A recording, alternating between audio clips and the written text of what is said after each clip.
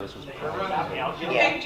We are, Mr. Canal. they decided they had enough of the rules and regulations and the PPI itself, whatever, Okay. that was more stringent than the restricted has been, that they didn't want to pay the I'd like deed. to call the meeting of the Punta Gorda Isles Canal Advisory Committee, June 16, 2025 to order. Roll call. Kenneth Rowland. Kenneth Rowland.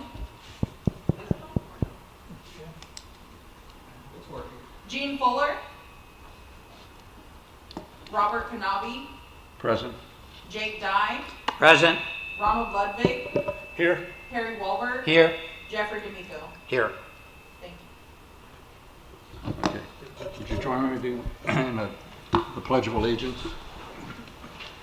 I pledge allegiance to the flag of the United States of America and to the republic for which it stands, one nation, under God, indivisible, with liberty and justice for all. Okay. Do we have any announcements? Hearing none, our next meeting is July 21. I may or may not be here. It's not firm yet. Okay. Everybody else good for the 21st so far? Okay. Okay. Approval of the minutes of the May 19, 2025 Canal Advisory Meeting. Move to approve the minutes as delivered. Is there a second? Ron Ludwig. Second. All in favor? Aye. Aye. All opposed? Hearing none, it is approved. Okay, let's start with the finance report.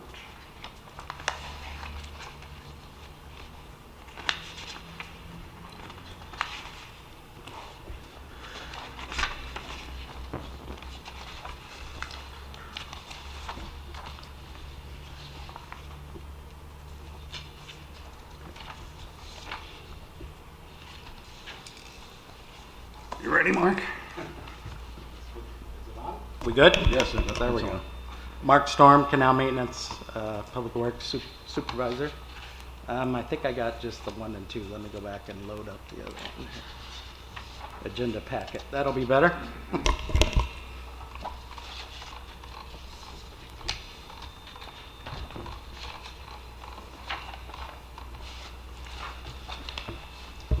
I'll make sure to lean in. Is this good?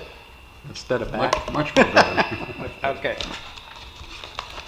Any questions with the current budget and Yeah, Mark, expenditures? Harry Walberg. I have a question on the revenue report.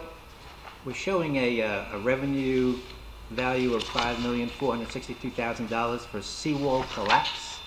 Is that revenue or is that an expenditure?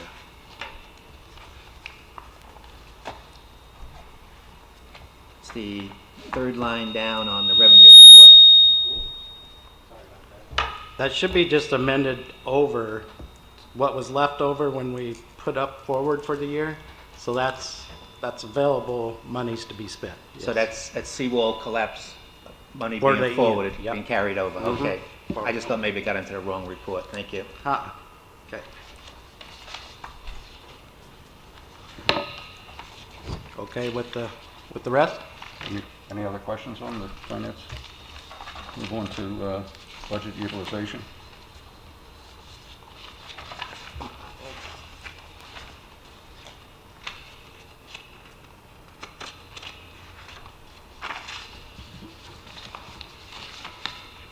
Any How are we questions? on this one? Yeah. Ron Ludwig, I have a question.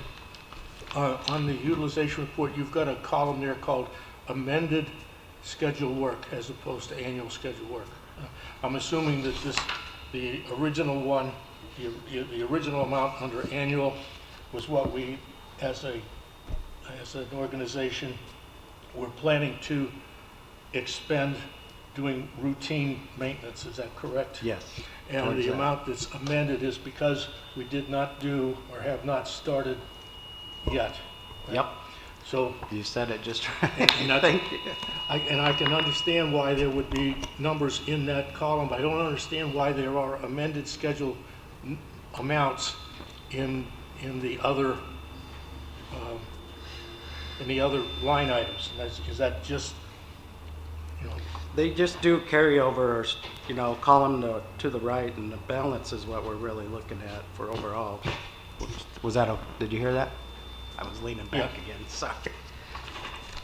I see that the inlet dredging went up as opposed to down. So I was, that's what caught my eye initially. Yeah, I can explain inlet dredging for you real quick.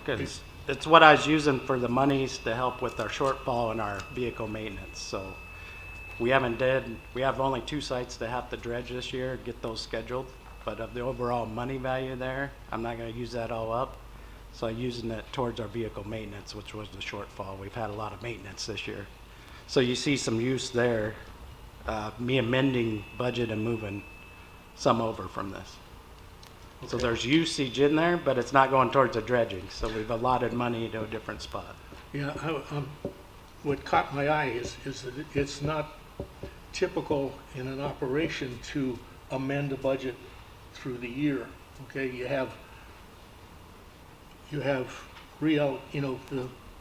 don't reallocate money from one portion of a budget to another, typically, and that's so.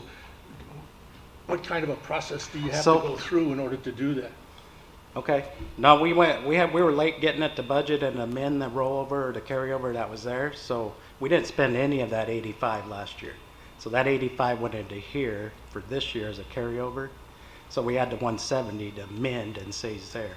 All right. So now I have 85 in the year to spend, but there's 170 actually there. But now we're just going to draw down using the 2 sites for sure to get caught up from sonar and what's available to do.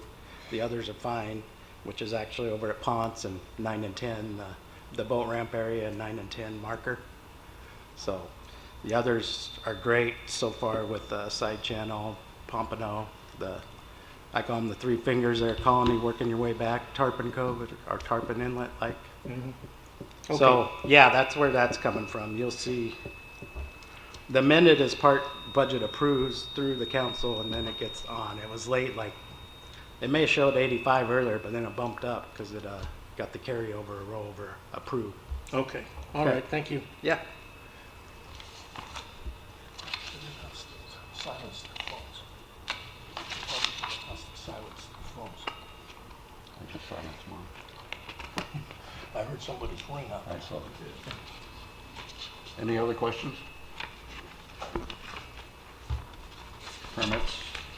Next on the Seawall replacement status. So, Okay. Caught up on the right page there. Appreciate it. okay. So this is the in-house. Is that the one we're looking at? You guys got it? Okay.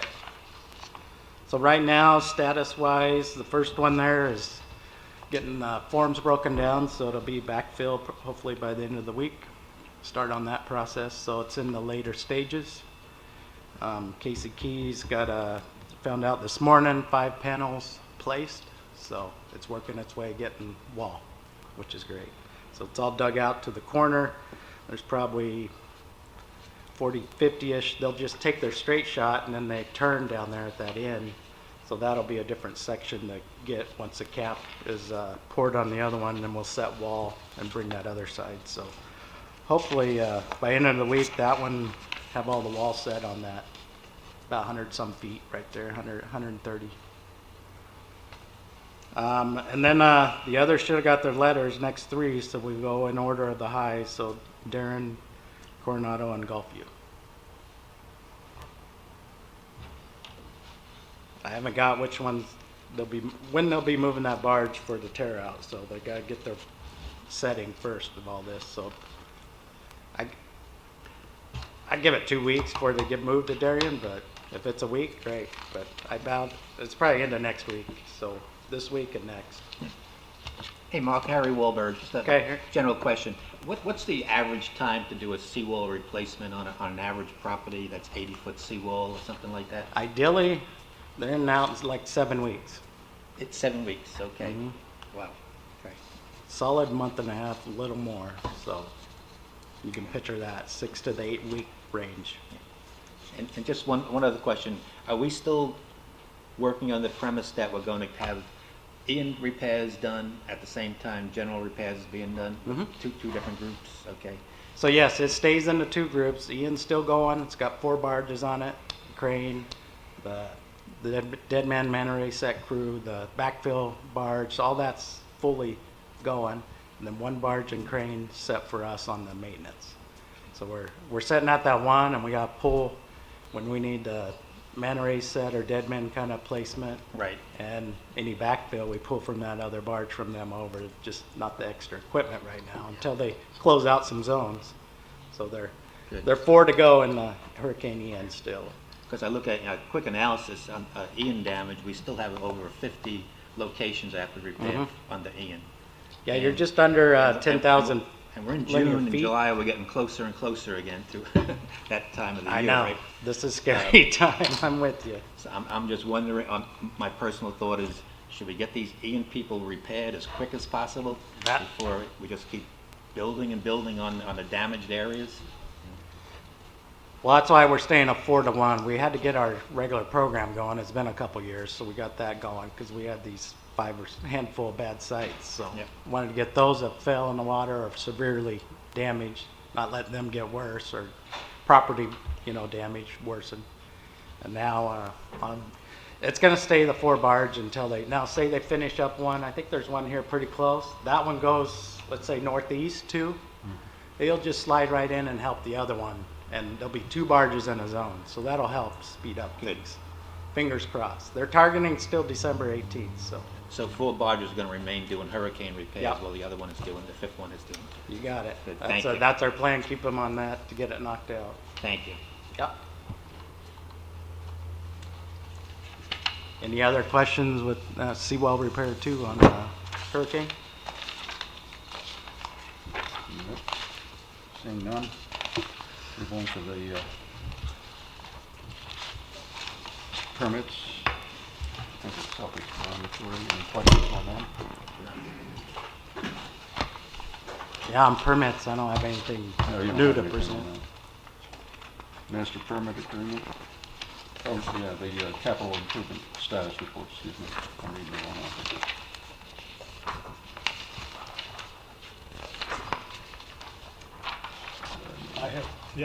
I have a question, Ron Ludwig. As I go through this timeline for capital improvements, whatever, I see, we started on this back in 2021.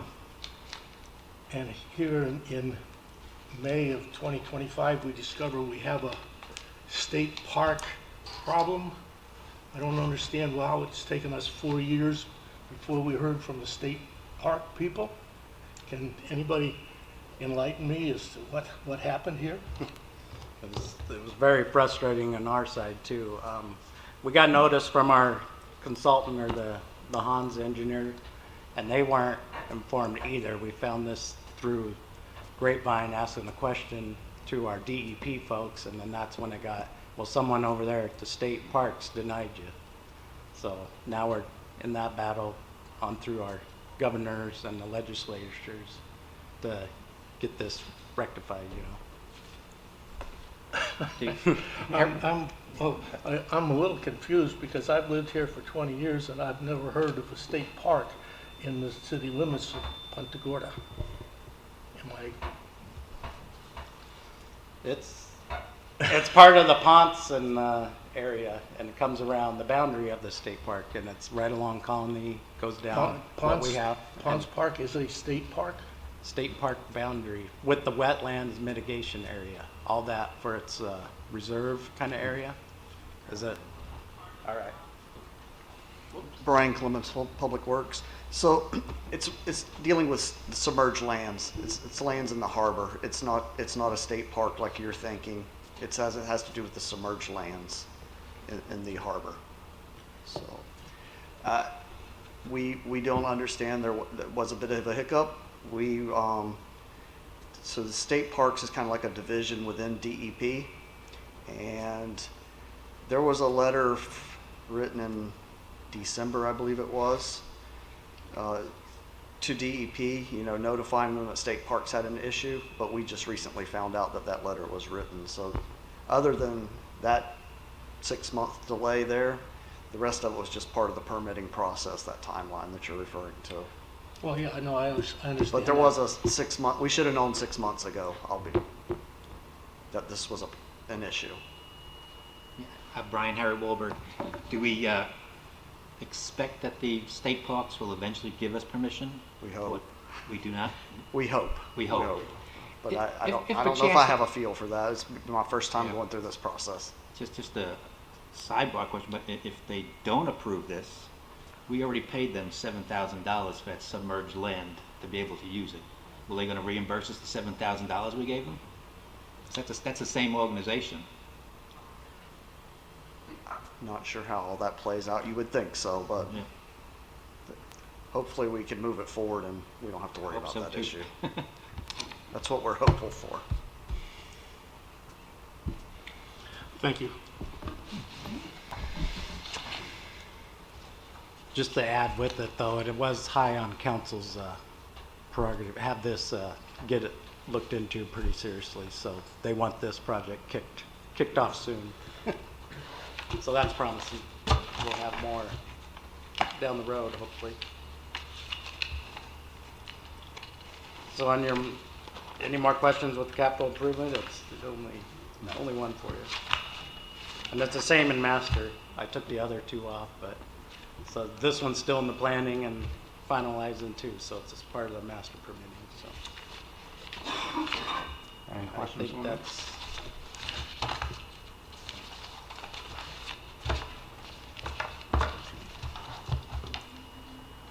Next, we'll have general business. Before I do general businesses, I failed to announce that if anybody wishes to speak on non-agenda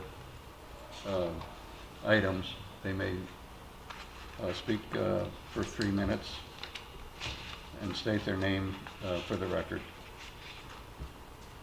Is there anybody that wishes to speak on a non-agenda item? Okay, good. We can close public address on that and move on to a presentation for the proposal for the boat therapies. Remember, gentlemen, you have 30 minutes total. Okay, thank you. David Elkins. And I'm Christopher Dykes. You want to give a real quick little intro and I'll... We've been working on this for about 6 months. We were directed to be here by the city council staff. We met with BSI Canal Committee last week. Similar presentation. We've tweaked it a little bit. We know that this has come up before. I want to tell the group here, we expect to have, if we get this through, we are for the strictest regulations that are available to us, along with Florida and Charlotte County Code, on this proposal.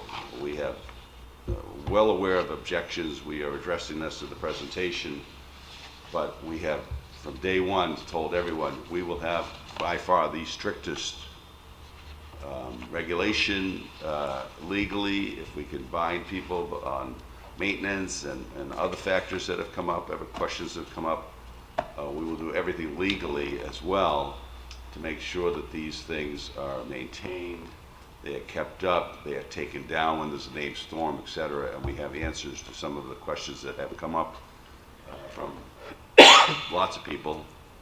Chris did a great job with this proposal. I'll let him take over now. And we thank you for your time, by the way. Okay. Okay, let's see.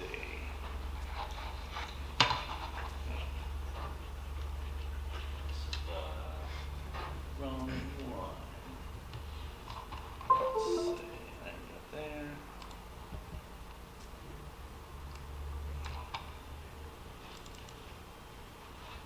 Right. There we go. Then we'll go to the presentation thing. All right, there we go. All right, I'll just, so I can, hi, my name is Christopher Dykes, and we're actually both in BSI, but You have to use the microphone. I'll just turn this. Is this all right? No. Yeah, you're gonna cause some feedback, I think. Oh, okay. There, so Okay. you'd be behind the. Are you good? Yep. Yeah, that's. Okay. Thank you. My name is Christopher Dykes. I'm actually in BSI, and just to let you know my background. I came from Annapolis, and my lifestyle was going out on boats and going down to Annapolis and pulling the boats into restaurants and that kind of thing. And that was wonderful. And then when we retired, we came down here, and I was looking to continue that lifestyle. And we found Punta Gorda, which is actually perfect for us. And we can have our boat in the background and a backyard and have a dock, and we could drive down to Punta Gorda and go to the restaurants and things. And this is the lifestyle we found, and we said, this is wonderful. And when we came here, it was kind of advertised as a boater's paradise, and obviously it was. We looked at houses in PGI and BSI and said, yeah, this is definitely a boating community. But it wasn't after we got here we found out, well, there's a part of this boating community that was a little bit odd to us, being from somewhere else, and that we weren't allowed to have boat canopies around here. And I was like, oh, that's odd. Why is that? And the answer we got was, we don't know, and nobody else knows either.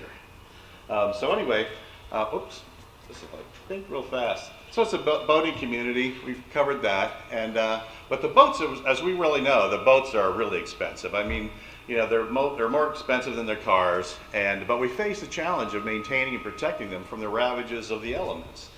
And let's face it, we live in Florida. The sun here is brutal, especially in the summertime. Yet in Punta Gorda, our expensive boats are deteriorating from constant 365-day exposure to full sun exposure. So, and that's by Punta Gorda law.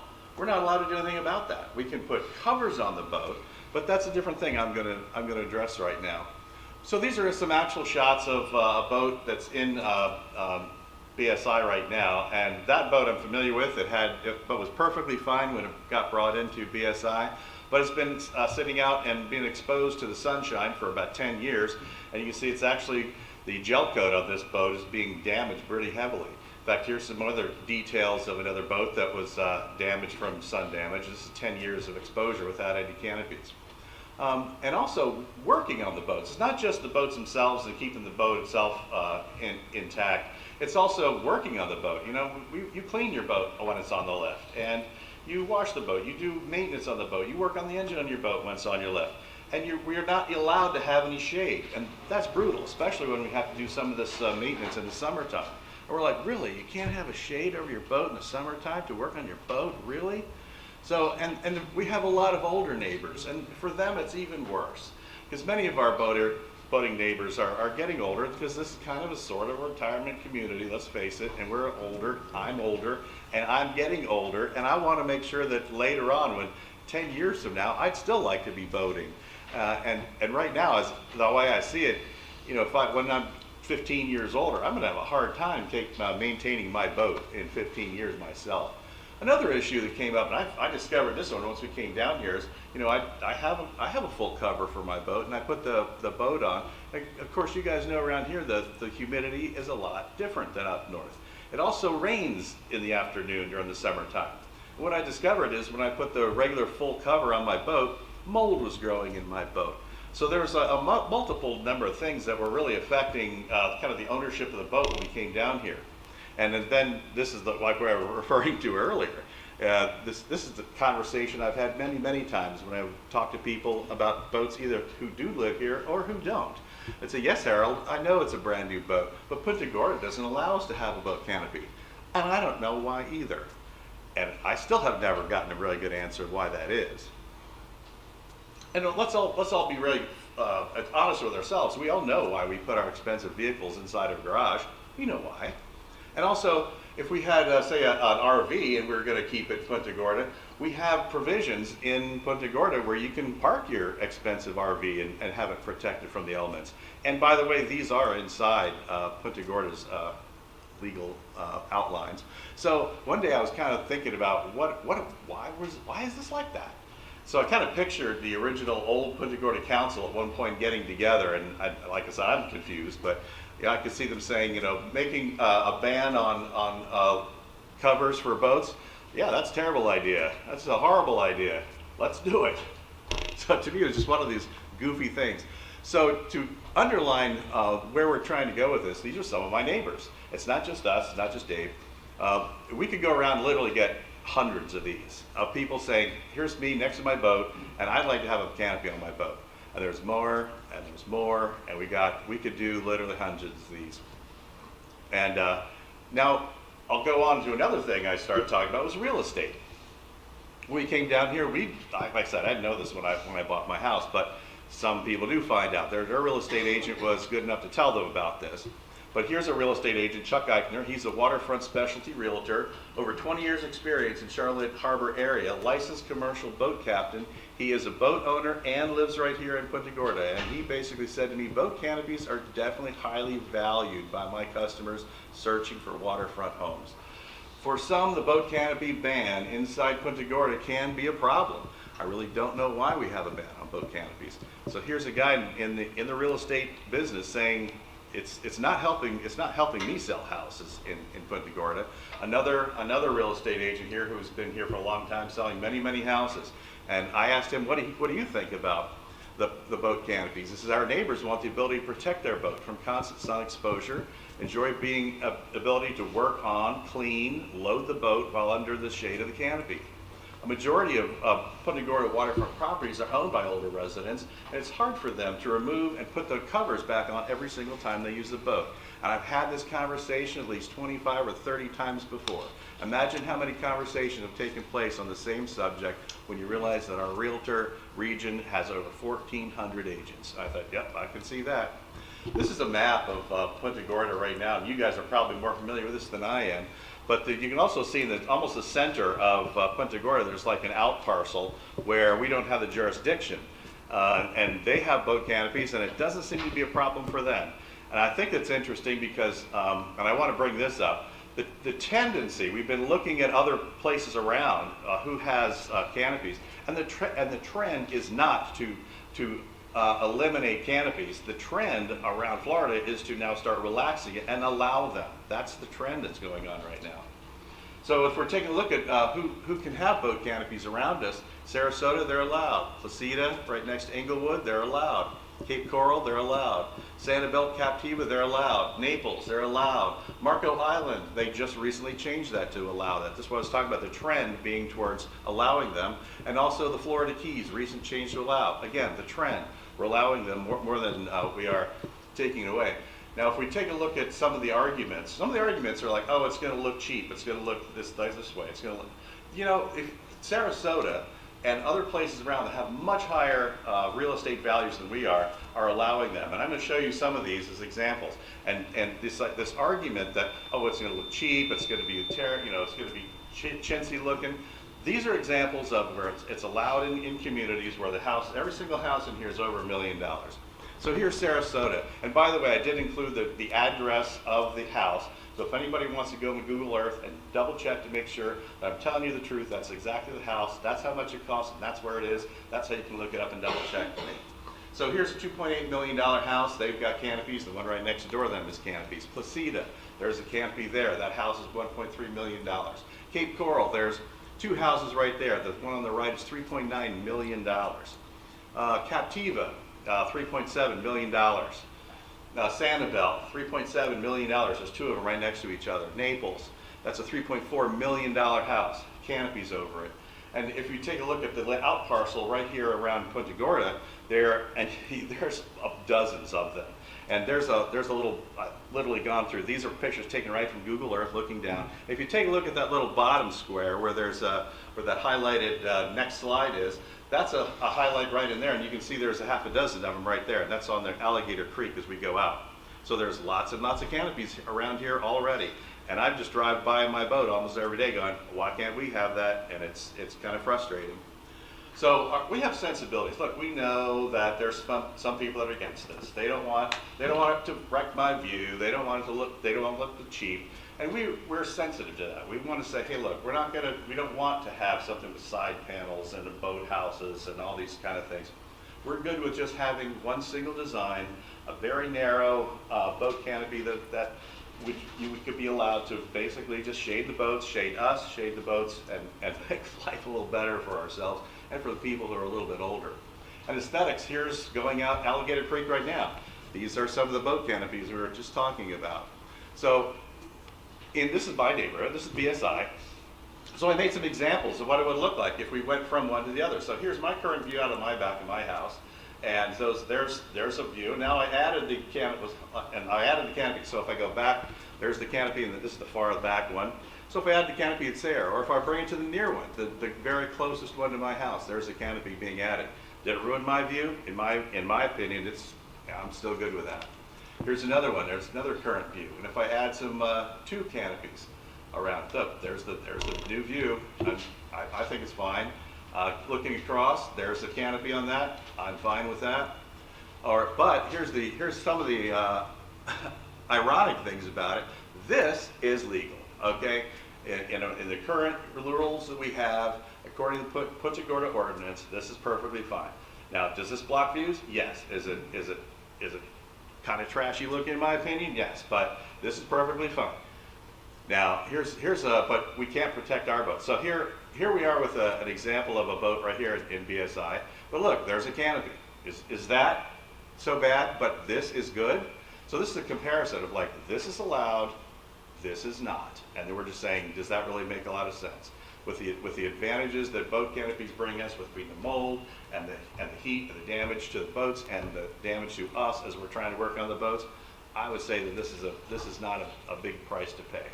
Here's another example. This is fine. This is in my neighborhood. I took this picture about 2 or 3 weeks ago, and then I compared it to if we had it where we were allowed to have a canopy over it. Okay, is that terrible? I say no. But we all know when you change anything, there's always going to be people that are going to complain about it. So they're going to say it ruins my view. It's oh, the storm is going to wreck these. They're dangerous. We're all going to die. Oh, the humanity, and think of the children. So we all know here, whenever you make a change, that you're going to get people that just don't like change. But here we go. According to Punta Gorda ordinance, again, this is perfectly fine. Same boat we saw before. But we can also, if there's no rule that says you can't just have a giant pink cover on it. Will people object? Maybe. But there's no rules against it. You can do that. There's no rules against it. But there are rules against putting up a canopy. So this is actually another view of views that I see a lot. So this is fine. Nobody's going to say anything about this boat. It's kind of derelict and dirty. And I wish he did have a canopy over it, because at least the canopy tops would be dirty instead of the boat, but wouldn't look like this. So yes, we understand there's a balancing act, but our message is the balancing act on one side is we have sun damage to very expensive boats. We have mold damage to our very expensive boats. We want to work on, clean, and load the boats with the shade. And right now the ordinance says we're not even allowed to do that. And we also have elderly people managing boat cleaning, covers, and maintenance. It's getting even more difficult for them, and it's going to be more difficult for me when I get older. And opposed to that, and these are real issues, by the way, and opposed to that are people saying, oh, but my view. So it's one of these things, I just keep making the argument that it's the stuff on the left-hand side is real, and we're trying to solve it. We're trying to make life better for our neighbors that are having to deal with these real issues. And there's one of the other issues is storm mitigation. So the canvases cover may be removed in less than 30 minutes. So these are some of the newer ones, and nobody would be getting an older one. Anything that would be coming now would be a new design. And these new designs allow you to take the canopy top off in 30 minutes. So it can become part of the normal part of hurricane preparation. As a hurricane is called, we would go around and do all the things we would do to normally prepare for a hurricane. One of them would be take the canopy off, the cover of the canopy off. And they all have like these quick release bungee cords, so it could be done easily. And even if you're a little older and you don't want to do it yourself, there's companies around here that will privately just come over here and do it for a fee. And actually, Dave has the names of those companies that say, yeah, if you just want to call somebody, if you're a snowbird and you want to have somebody come over and pull the canopies off for you, that can be done. We heard from Jim Nolan, who is the president of Nolan Family Insurance, and this is an interesting one because he's the guy that insures stuff. So when he sees damage being done during storms, he's actually the guy that had to write the checks. But in his letter, he said 30 years plus in the industry, first as an insurance adjuster, then as an agent who has experience dealing with claims from hurricanes Opal, Charlie, Irma, Ian, Helene, and Milton. I cannot recall a single incident where a canvas boat canopy caused damage to a neighboring property.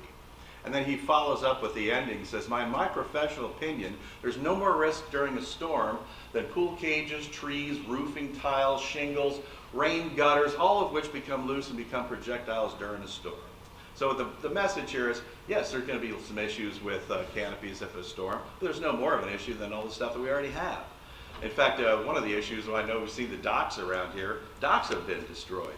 Well, we're not going to say that, oh, let's just get rid of docks because docks now provided some, wood and stuff that was in the water. This is where we live. We live in a water community. We deal with what we need to do in order to have our boats.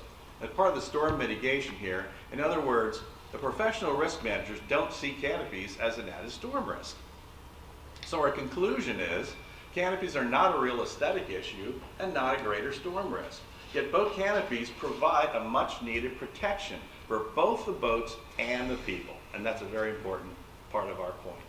So our goal here is to allow a very narrow range of boat canopies to protect our watercraft, maintain a high level of aesthetic community standards, provide an improved design that can withstand storms, and also provide additional revenue to the city for permitting. So again, we have permit, we have fees for permitting, and you guys can, and we're not actually asking the city to actually do a whole lot more work, just allow us to build these canopies. And our proposal is to change the ordinance to allow for a narrow range of boat canopies.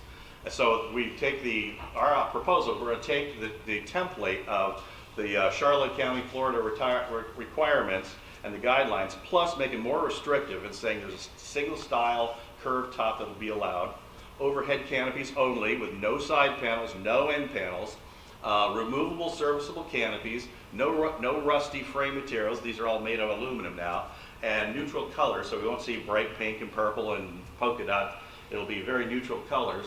And let me go back. And those are the neutral colors we're proposing. So you see them from across the waterway. They're kind of like, colors that if there's dirt on them, they won't show very much. So we're being very cognizant of making sure that everything is tidy looking in our communities. So here's a couple of examples of what we think that the proper design of the canopies would look like. Well, you notice they're all about the same design. They're all very tidy. They're all very good looking.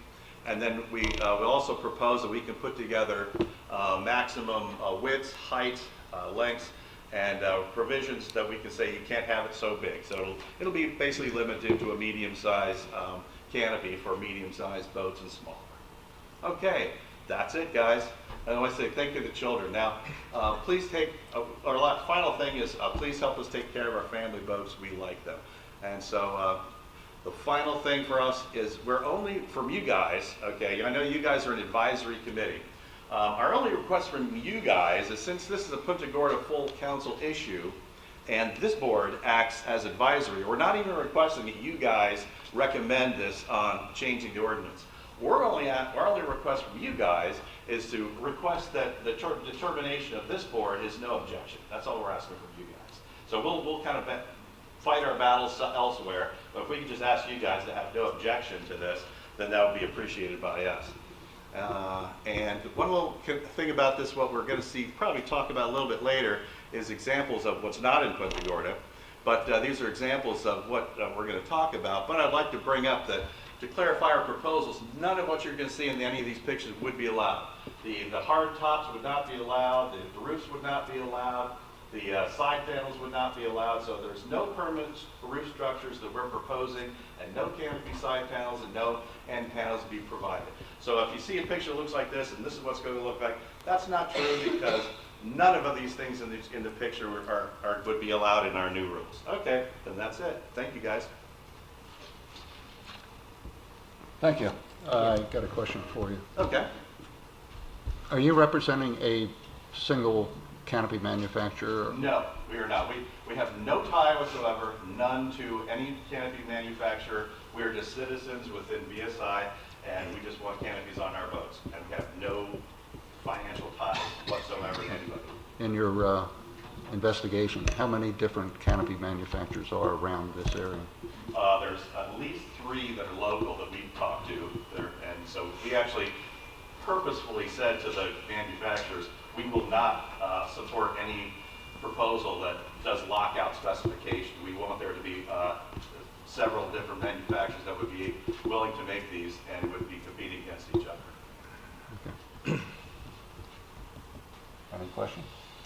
question. This is Jeff D'Amico. I'm looking at this trying to judge, how much of an overhang on either side of the boat and back and front do you think needs to be there to properly protect the boat that doesn't have a cover on it anymore?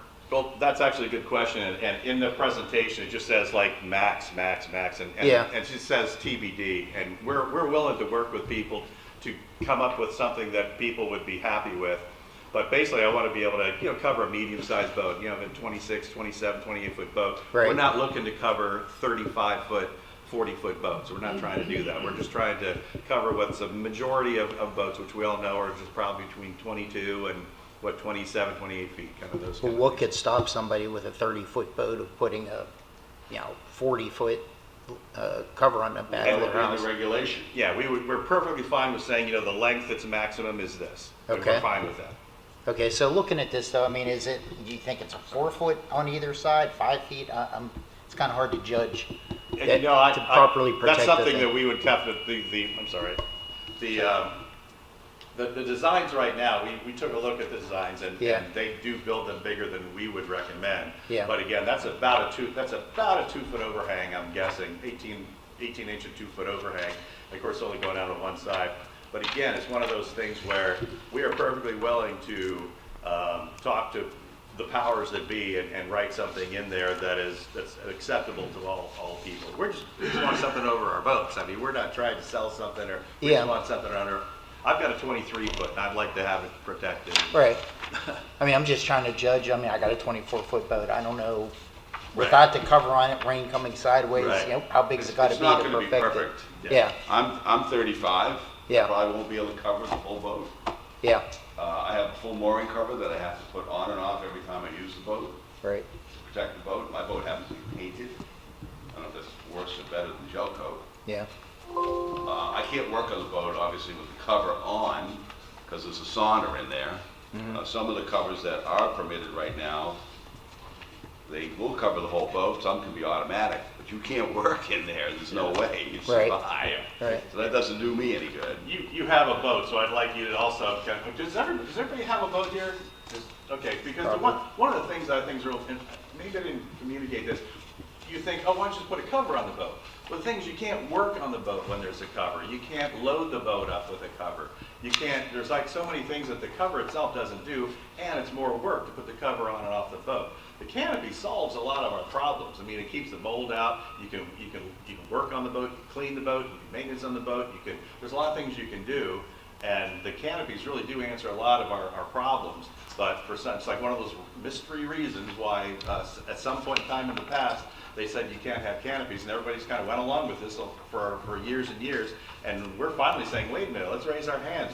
We want to have canopies, and I want to keep my boat. I want to keep on boating 10 years from now. So that's really our big message.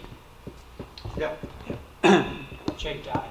And Mark and Brian can correct me if I'm wrong, but I think the code still applies, and the setback, we've got a requirement, you can't go beyond a certain point for structure. So in the case of the canal system, it's 25 feet out or 25% of the navigable waterway, whatever you have, which is a real problem in BSI, particularly in the rim canal. So we're still going to be restricted to the structural limitation, and that's going to have a big 100%. impact. Okay. We're well aware of that. Yep, We're good with that. not every home. There are some houses that can't have regular lifts. They have to have what they call those lifts that The sliding Elevator lift. lifts, Elevator. elevator lifts, and they may not be able to have one. I get that. They also may not have paid as much for their house because they don't have the wide canal. That would be going to your real estate value. And you can't have it if you have a huge flying bridge, and you can't have it if you have a sailboat. That's just, that's reality. One thing that came up from Mark at the last meeting was when they're working on the seawalls, you have to take your electrical out, your water out. The homeowner has to do some mitigation so they can do the seawalls. So he expressed concern about their equipment being able to get by the canopies, or if you have to remove your boat. So we did look into what it costs to take the canopy off, and the homeowner's going to need to be aware of this. It's $800 to take the canopy, the frame, not the canopy off, the frame, remove it. They will remove it. The contractor will remove it. and they will put it back for another $800. This is not going to be inexpensive. We do not expect every house to have one of these. If you look at, what's my street there that I drive to work at? In Charlotte County. No, not Tripoli, when I drive to work. 41? No, anyway. If you look at the Charlotte County area, where they are allowed, going down Rio Villa and then down, not every house has one of these. Many don't. In BSI, for example, there are quite a few homes now that don't even have boat lifts now because people either got rid of the boat lifts, they got destroyed in the storms, they got wiped out by Milton, the motors are gone, all kinds of stuff. So this is not going to be every single house at all. I can't speak for PGI as much because I don't live there, but I think many people may not get them. For my boat example, I looked into how much it's going to cost me. It's $9,000 to put one of these in. So it may not be worth it to everybody to have one. It is for me, but I'm not everybody. Bob, can We I think they're question? kind of rare. I got a question on the Yeah. frame. Is that a bolt-down frame or is that a welded frame? It's Did- that's a good question. They're parts that are back at the factory. They weld together a lot of the frame, and then they ship it over, and then they bolt together everything that you get that's Okay, but installed on site. how does it attach to the rails? It looks like it could be welded I don't know. to the That's- rails So of it the gets of attached to the your, lift. it gets attached to your beams. Or bolted. Oh. Well, Jake might know, he's in business. a So, little bit. Jake Dye. I don't have any real objections to this. I think the view thing is, we're overreacting to that. But there are some definite considerations to it. And I spent a fair amount of time over in Port Charlotte. And I don't want to say most lifts, but a good percentage of the lifts that we had to repair after storms are damaged because of the canopies. The Okay. canopies taken out. The boat lifts were not designed for the canopy to be applied to it. So you have a lot of other considerations. The boat lifts are fast, they're basically designed to support vertical load. And the top beams, which fasten to the pilings, and wood pilings, they have a bracket that comes in from the side. Concrete pilings, they go through a plate on the top down in the center. And they weren't really designed for significant, side loads. So there's a lot of damage, from that. There's a lot of damage from UV. The neutral colors says light, and light colors have less UV, protection, so they go pretty fast. And one of the reasons that they fall apart or they get damaged in the storm is because those bungees really don't hold up real well in the heat and the sun, and they lose their ability, so they have to be changed out. Now, that doesn't mean that they can't be changed out, and that doesn't mean that you can't take the cover off. And when you put in the code that you're supposed to take the cover off, we're supposed to do a lot of things, and we don't do it. And so we get, damage and unsightly conditions around here for that. So there's weight associated with this too, and that's on top of these top beams, and it wasn't supposed to be there. So none of this makes me say that this is bad, but these are considerations that the marine contractor didn't consider when they put that lift in, that the homeowner has to consider when if they go out and get the canopy. So I don't know if this is legal or not to put in the permit process. I was for that you have to somehow put in the permit process and the permit you sign that says you, the homeowner, are responsible for either taking the canvas off, because I'm assuming you're saying the ones that have big issues where the homeowner didn't take the canvas off. Is that correct? Yeah, Yeah. I 'Cause it's a assume sale. so. When you It's a when sale. you see a destroyed lift with a canopy, It's a sale. part of it. Yeah, Now, I does didn't something cut else. my pool screens, my cage screens, before Ian.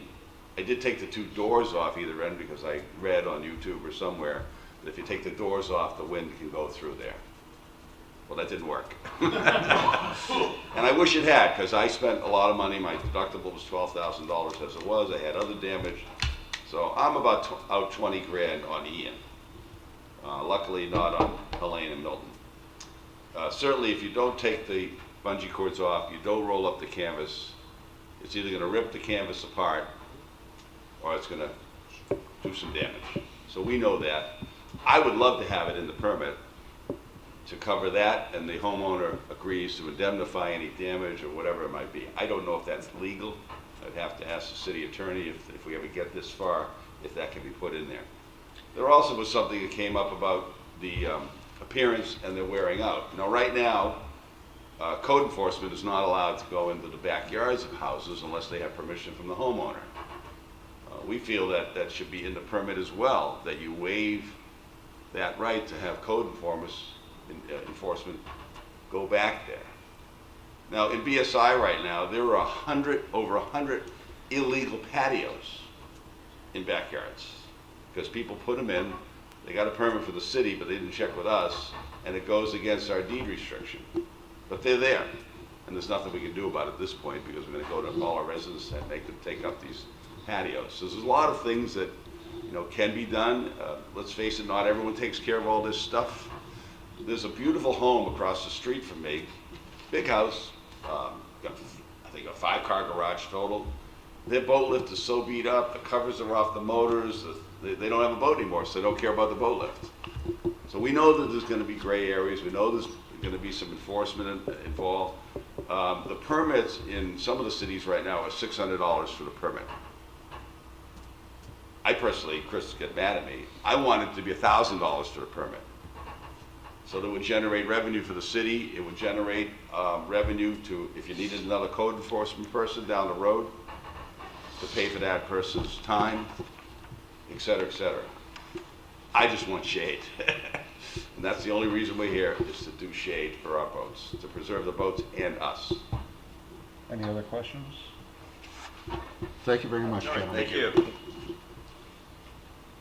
Next, we'll open it up to public discussion.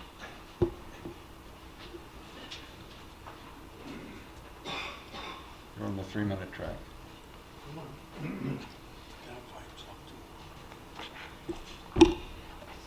Good afternoon, everyone. They're having public comment right now. Your My name is sir? Bill Schmidt. Okay. Live at 519 Madrid Boulevard, Burnstone, Isle. I attended a meeting last week with the Burnstone Isle Boat Committee, and I thought a lot about what was said in the presentation and thought about it over the weekend. And I came up with a bunch of negative parts of this, and I put it on paper. I've asked that the document be part of the minutes.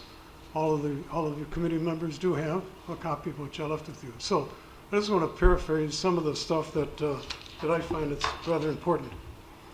First of all, there is, as you know, city ordinance that prohibits currently the canopies, and for various reasons, as you mentioned, the destruction of through hurricanes, the deterioration of the colors that they're suggesting to have are all neutral, light colors.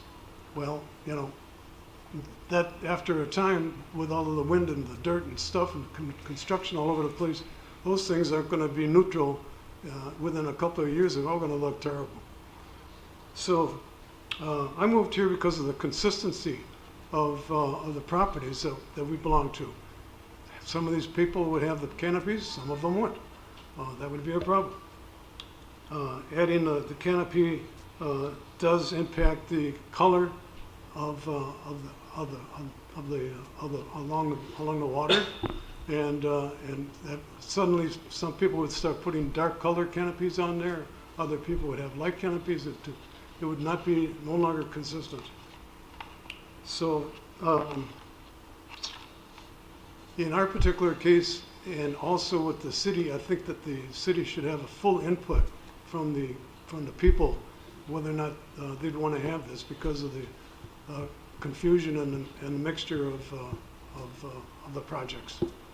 That's all I have on this. Any questions from council members? No, thank you. Thank you.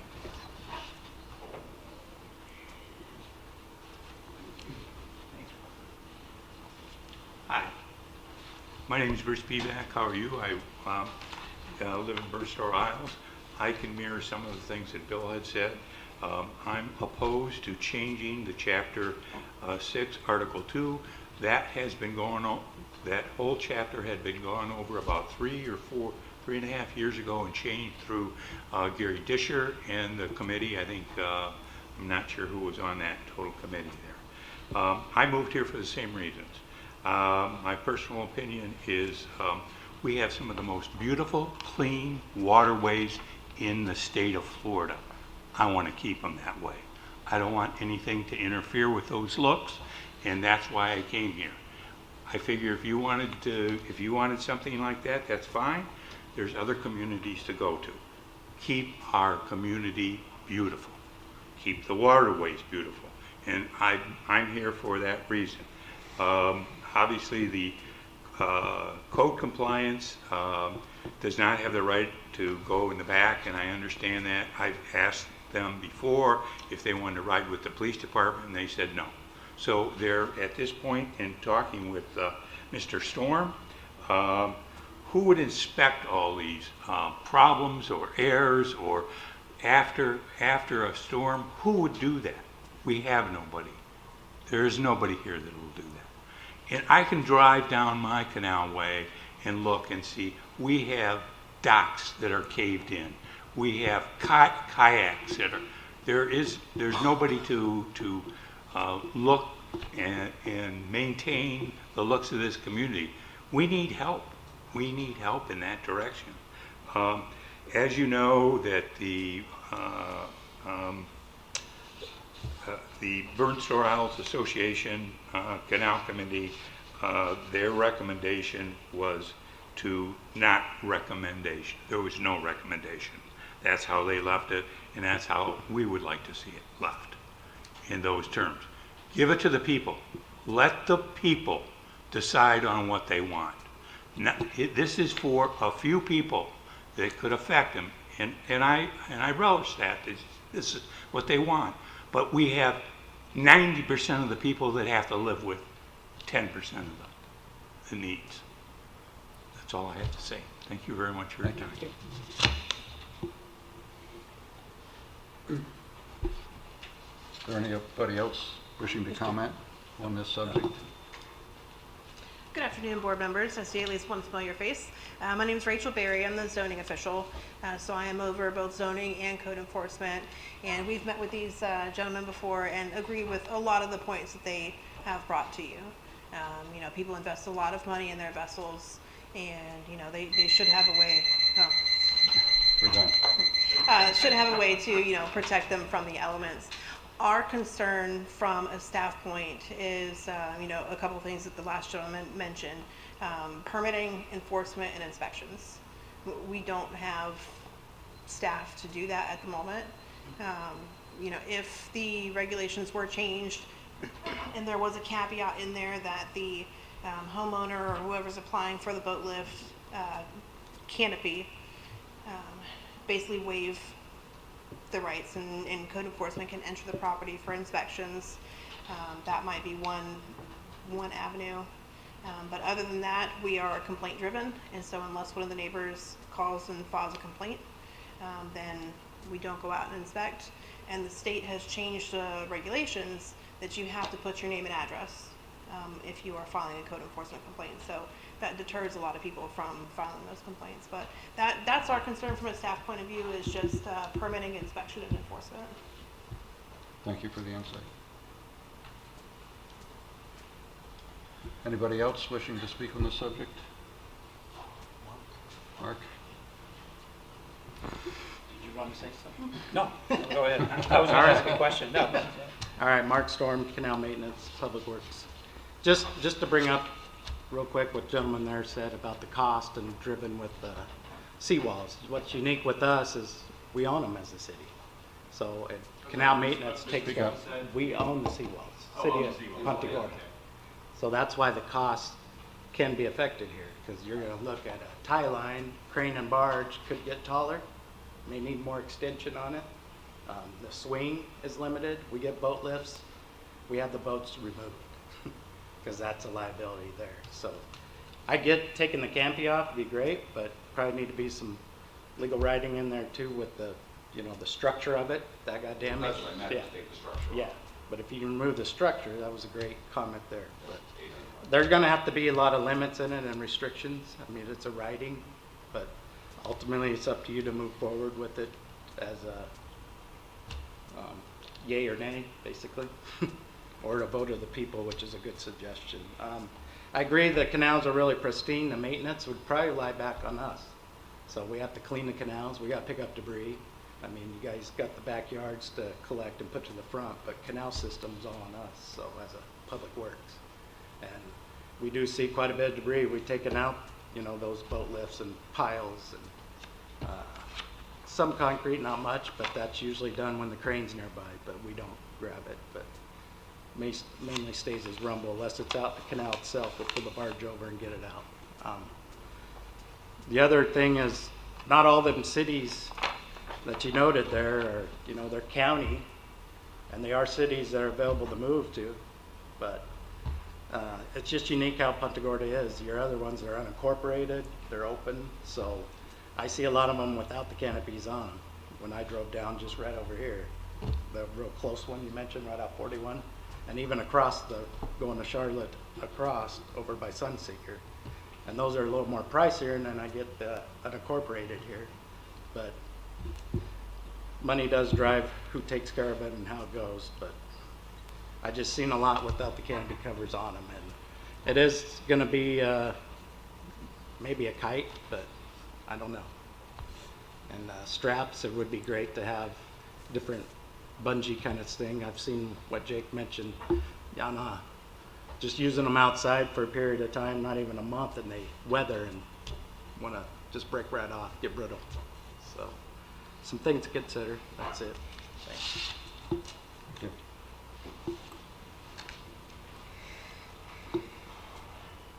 Brian Clemens, Public Works. I think most everyone has touched on our concerns. Like Mark said, we own the seawalls. We would be concerned with having to work over top of those canopies. At times we have trouble getting people to remove boats so that we can do the work. So I see removing a canopy top is even more complicated than backing a boat off a lift and relocating it. You mentioned debris. Hurricanes, there's going to be a certain number of them that are going to get left on, and we're going to deal with that debris in the canals. That's something that the city is going to get stuck with dealing with. Those are some big things, what Jake did point out. So many of these canals are 100-foot wide. So on the outside, you're going to have zero overhang because there's many lifts that are right up against that line. So many of those 100-foot canals, like I said, there's going to be no overhang. Those are some of the big concerns that just want to make sure everyone's aware of what our concerns are. Jake, you have a question? I was just going to add to one of the things that Brian mentioned and Mark alluded to as well, and that's taking the canopy down. If you have to work on the seawall, that's not an easy thing to take those things apart. You almost have to have a marine contractor come in to take it down using a crane. I know it's all bolted together when they put it up, but putting something up isn't the same as taking it down. So that's one of the things that's really going to have to be looked at as some serious consideration, I think.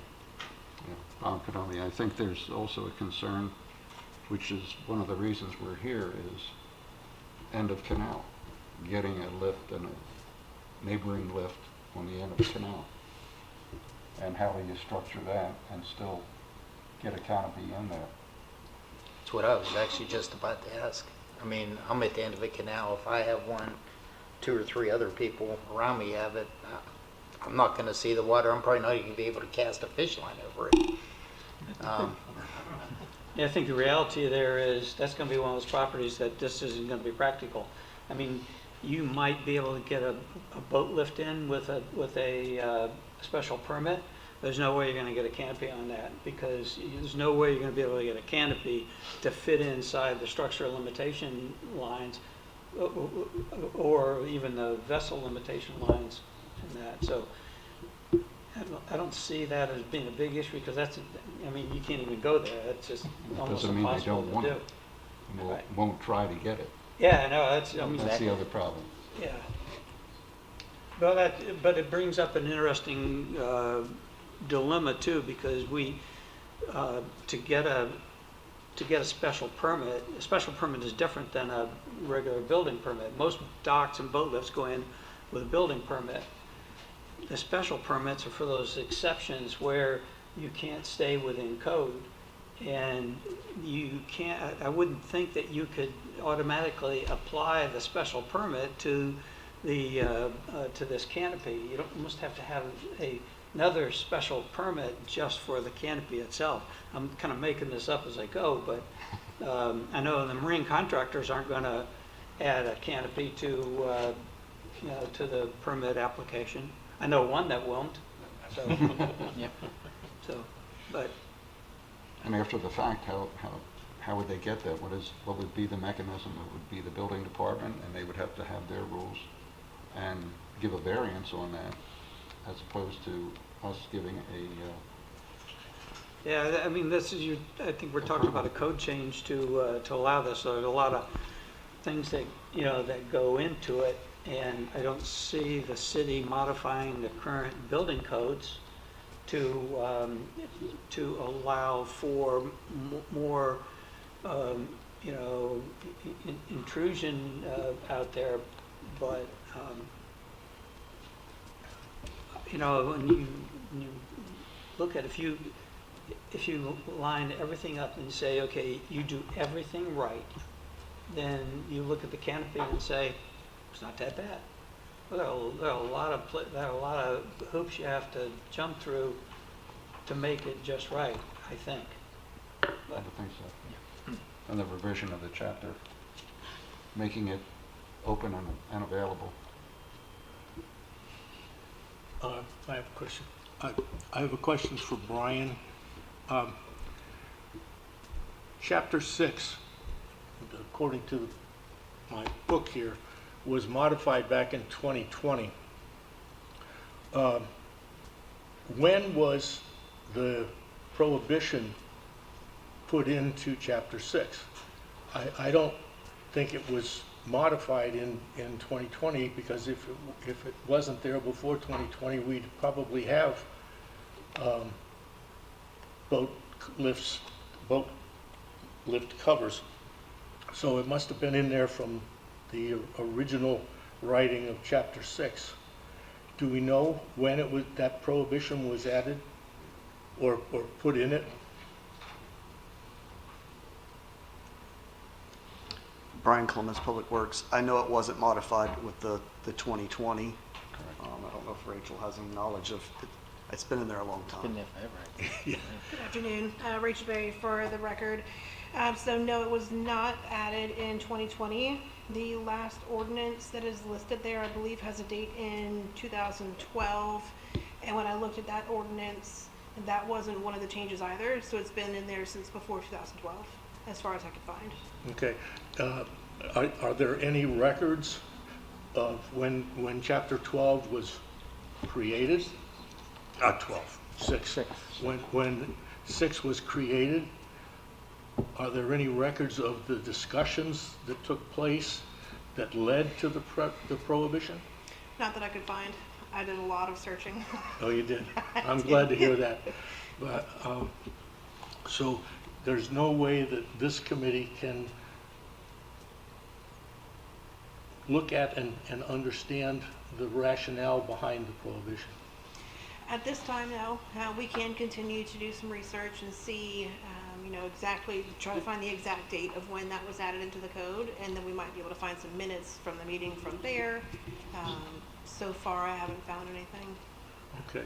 There was a lot of discussions over the past 14 years that I've been involved here about boat canopies, covers, fold-up covers, and that kind of stuff. And I think it's probably a lot of data still out there in the minutes of those meetings about what the opposition to them was and what the pros were.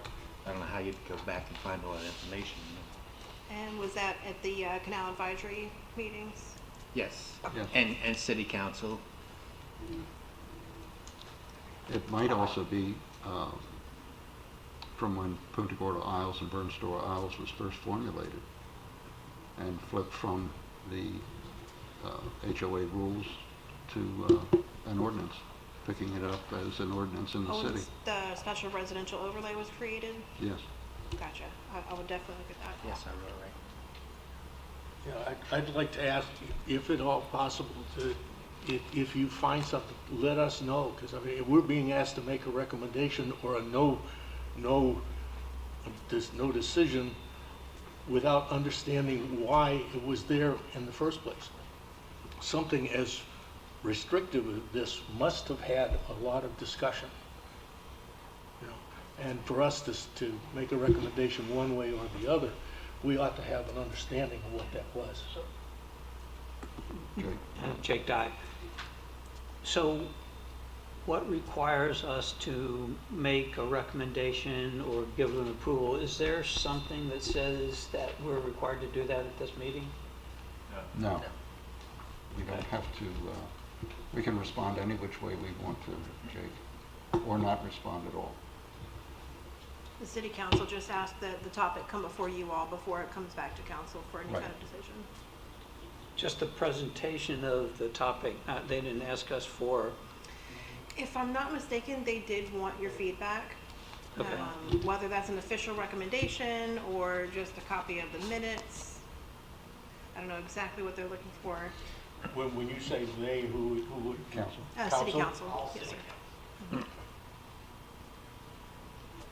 We did not present it in front of city council yet. I realize that. You guys had agreements, right? Yeah.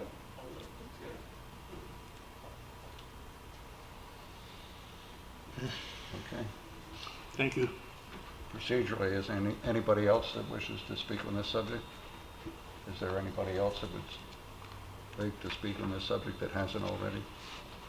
Is there anybody else that would like to speak on this subject? With that, I'll close the public portion of this. And we'll open up for discussion to us. move to close the public hearing? Oh. Yeah, move to close the public hearing. You, and Second. second? Second. Jake did it. Thank you. It's kind of informal form.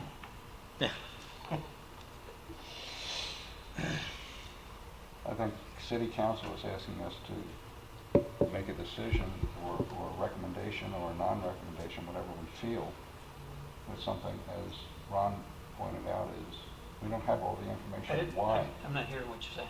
I'm saying we're asked to make a Can you pull your mic a little I'm sorry. closer? We're asked to make a decision or a recommendation or an opinion based on information that we don't know where the basis of it came from. We do know that it's been around this way for years without any real problem. So here we are.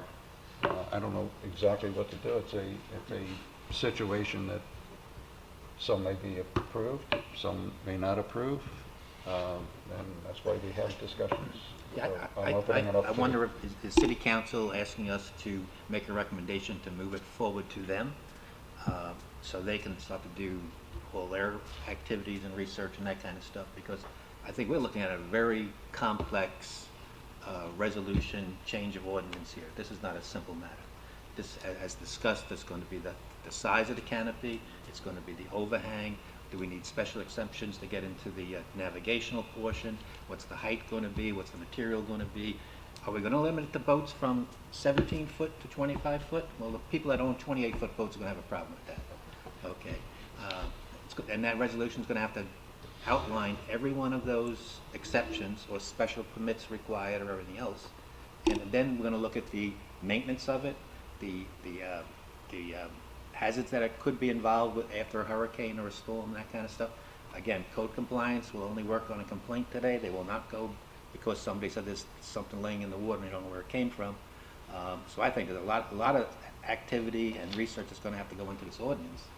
So if we're gonna recommend it to city council, I mean, city council's gonna have to pick up the ball and really have to start to work this thing. The other thing that I thought is, this is one type of methodology to put a canopy up. And you look at it, if you're going to make an ordinance, it should be more universal than restricted to a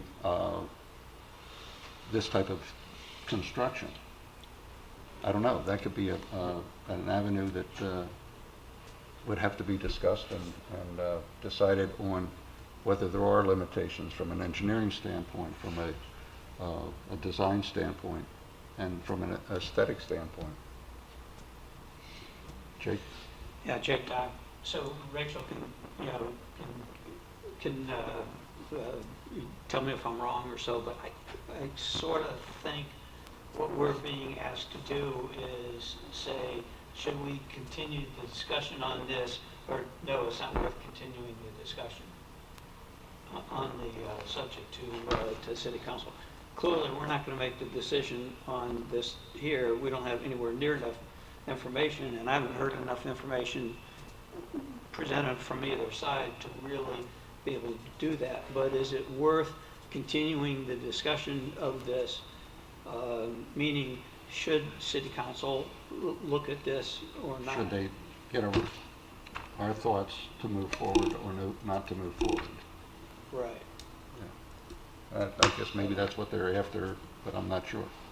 Well, I'm not sure either, but I guess I'm conflicted by saying, because I don't know for sure where the value is, I don't feel like I'm in a position to say, no, we shouldn't discuss it anymore. I think it's got merit. It's got a lot of issues associated with it, a lot of issues that are going to be very difficult to overcome. But there are, benefits of having the canopies, and to me, it's worth at least continuing the discussion to look at it. I agree. I'm not comfortable at all making a decision right now with the limited amount of discussion we just had. But continuing the discussion and getting some more information, I'm fine with that. Yeah, remember, the city council members, they're the ones that get the big bucks. They can make the They can decision. make the decision. Pass it on. Yeah, Ron Ludwig,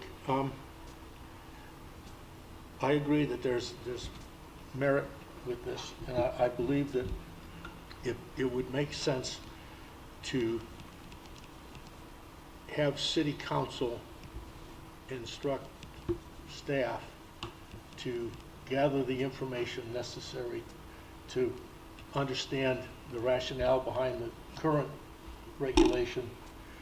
And once we understand that, we as a committee can make a recommendation to them one way or the other. But we don't have the information I don't think we have the information to do it right now, but I think that city council, since they drive the staff, right, it would be up to them to tell the staff to go ahead and try to get the information to make a decision on this one way or the other. I agree. I agree. If this was a request for a special permit or exception for a lift or a dock, then we would have a report from staff what their recommendation would be. We've heard from staff today on some of the positions, some of the points, but I think we need to have their official response saying, this is why we're for it, this is why we don't approve it, this is why our problems with it. I think that if we have that information, I can better make a decision. And I would like city council also to take it from a legal point there, to review an ordinance or a modification to the ordinance to bring to us to tie in with that information that we're requesting and get a legal opinion. So I think where we are is just what we have recommended that Can I make a recommendation that maybe we could float a motion that says that we have no objections to continuing the discussion of this subject, or we have no objections to this subject continuing to be discussed, I guess. Well, yeah, that, if that's the motion, I would second that, because, what I think we should say is let the folks, let this become an agenda item on the city council meeting, have them come in. I'm sure that they'll have the same questions that we have, and they'll direct city staff to put together, to try to find answers to the questions. And I just remembered another question I wanted to ask Brian.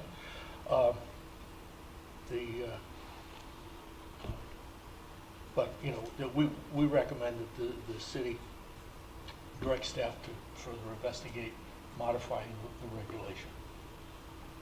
I think we all agree we're open to addressing it, but once we have the information, at this point, I think we can't even move forward on that. But I think our notes, the minutes should reflect our conversations, and I think this is what generally the council is looking for, our inputs, as opposed to a motion. I don't think it's a motionable situation at this point. You don't have to make a motion, but it would be nice to have a clear consensus for the minutes. So it does not have to be by motion, but Well, I think we have a general. I I to can't make it. confirm what I've heard you guys say is that you're open to the conversation continuing, but that you would like city council to provide staff to essentially provide you with a staff report on the pros or cons of continuing forward. Is Yes. that accurate? Correct. Okay. Plus a legal opinion on 6, or on the chapter 6. Okay, gotcha. And the history of where it came from. Okay? We good with I that, think guys? so. Yeah. Yep. Let's move on. Do we have to reopen this if I want to ask a question of Brian? It's general, it's open, go ahead. Brian? He's not public, so. The state of Florida has building regulations that deal with hurricane standards, how strong the building has to be, et cetera, et cetera. Are there such regulations for boat lift covers? So I'd probably defer. Is this on? It's a, yeah. I'd probably defer to our building official, but I would say yes. And going along with my current thoughts is they probably should come with engineered plans as part of the permitting process through the building department. Okay, thank you. All right. Moving on. We have a presentation, Windjammer Point presentation on the riprap situation. Copies, or is it going to be? Yeah. Of the photos? Yes. Or the presentation? You got it, Brian? You got it? I think it's on It's on the agenda. Yes. We have this already. You have Yeah, this. it's the wind. Do you have it, Jason? I got it. What is it? In the package. Yeah. Thank you. Oh,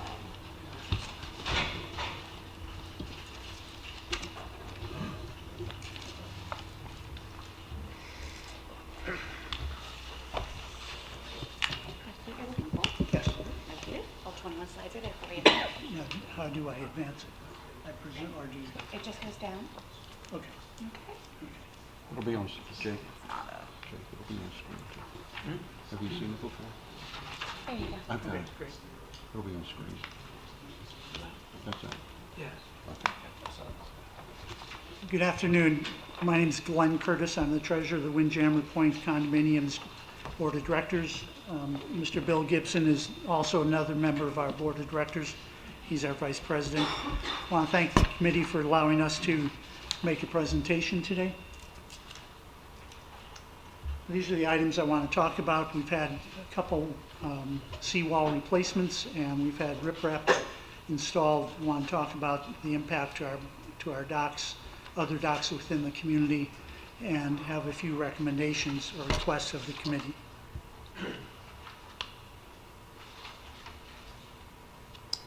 This first section is an overview of our seawall and docking at Windjammer. Windjammer Point is located at 3640 Bal Harbor Boulevard. We currently have 70 slips with 25-foot docks that are perpendicular to the seawall, which is an important part in this whole discussion.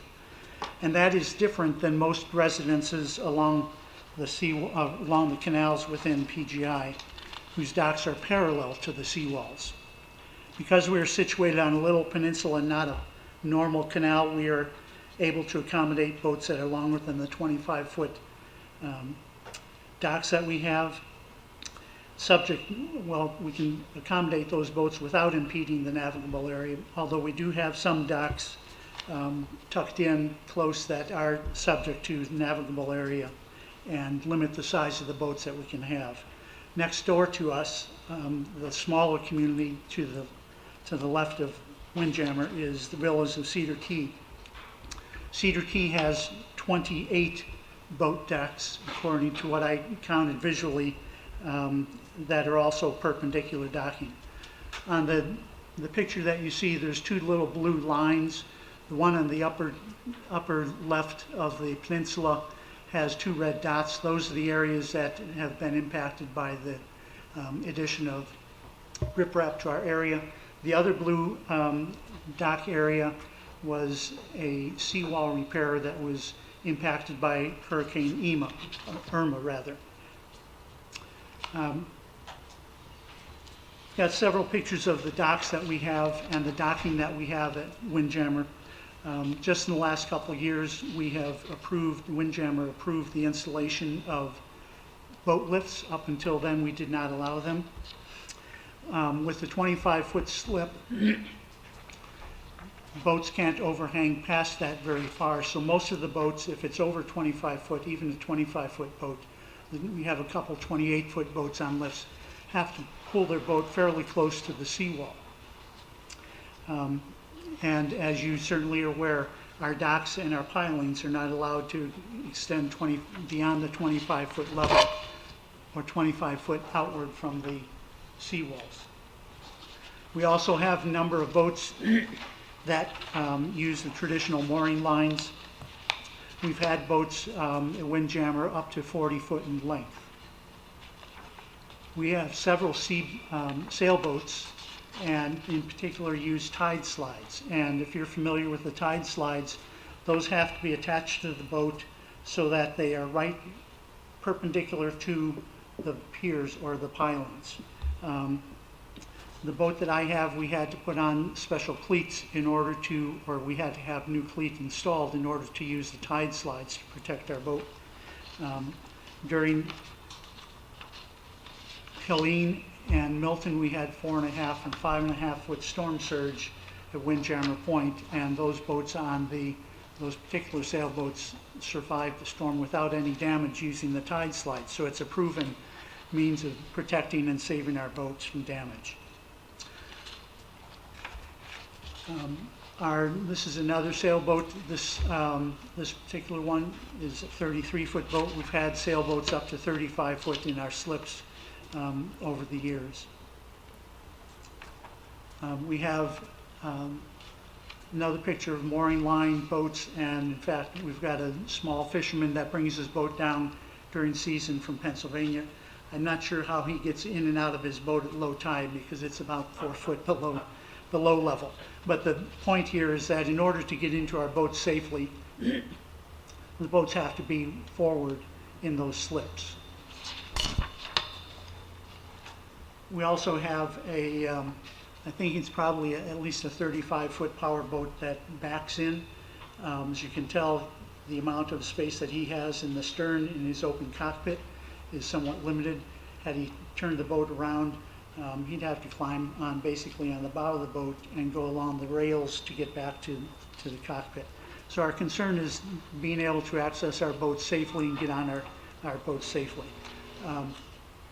We have an elderly population, if you will. I consider myself in that category also at 75, but we still like to use our boats.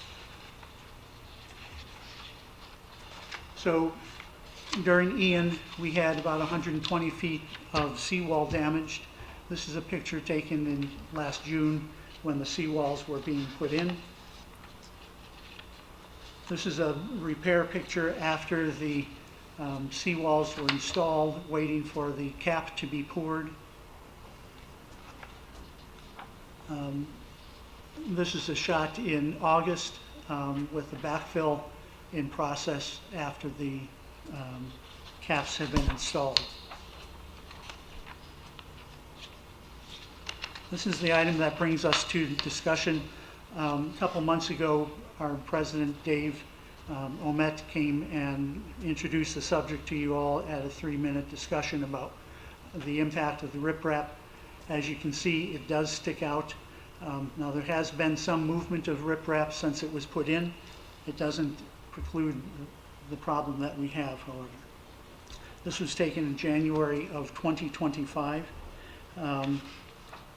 Riprap installed on our docks this manner would interfere with the use of our boat slips.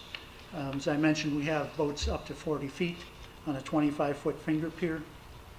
The previous photos show how the boat owners need to tie their boats close to the seawall. Riprap like this would require boats in those docks to be further out from the seawall to avoid damage. And I guess the one thing that I'd say here, riprap installed along seawalls like this won't interfere with probably the majority of the boats on canals in Punta Gorda Isles because they are parallel to the shoreline. They're parallel to the seawall. And those boats that are docked on those docks, typically, if I understand the code correctly, the outside of the dock cannot be more than 10 feet from the seawall. So that means you've got 10 foot of water from the seawall to the edge of your boat. The seawall isn't obstructed with riprap out 10 feet. It's about 6 feet. So the problem doesn't exist in a lot of homes, residential homes that have parallel docks. But for those residents of Windjammer as well as Cedar Key, it does impact us.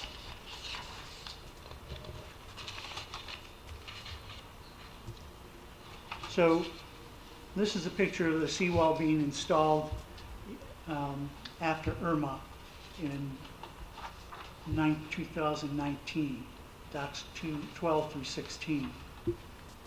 We've been told that that seawall is also going to get riprap. So any boats along those 4 or 5 docks that are impacted are also going to have problems potentially with the riprap. So just looking at an overhead map of Punta Gorda Isles. Sorry. This problem is not just a problem for Windjammer Point or Villas of Cedar Keys. I counted 8 other locations, just looking at an overhead map, that have deep water access, perpendicular docks, that if riprap is put there, potentially is going to cause a problem for boat access to using their docks. So it's not just the 100 boat slips at Windjammer Point and Cedar Key, but there's probably hundreds of boats in those 8 to 10 locations that have deep water access and perpendicular docks.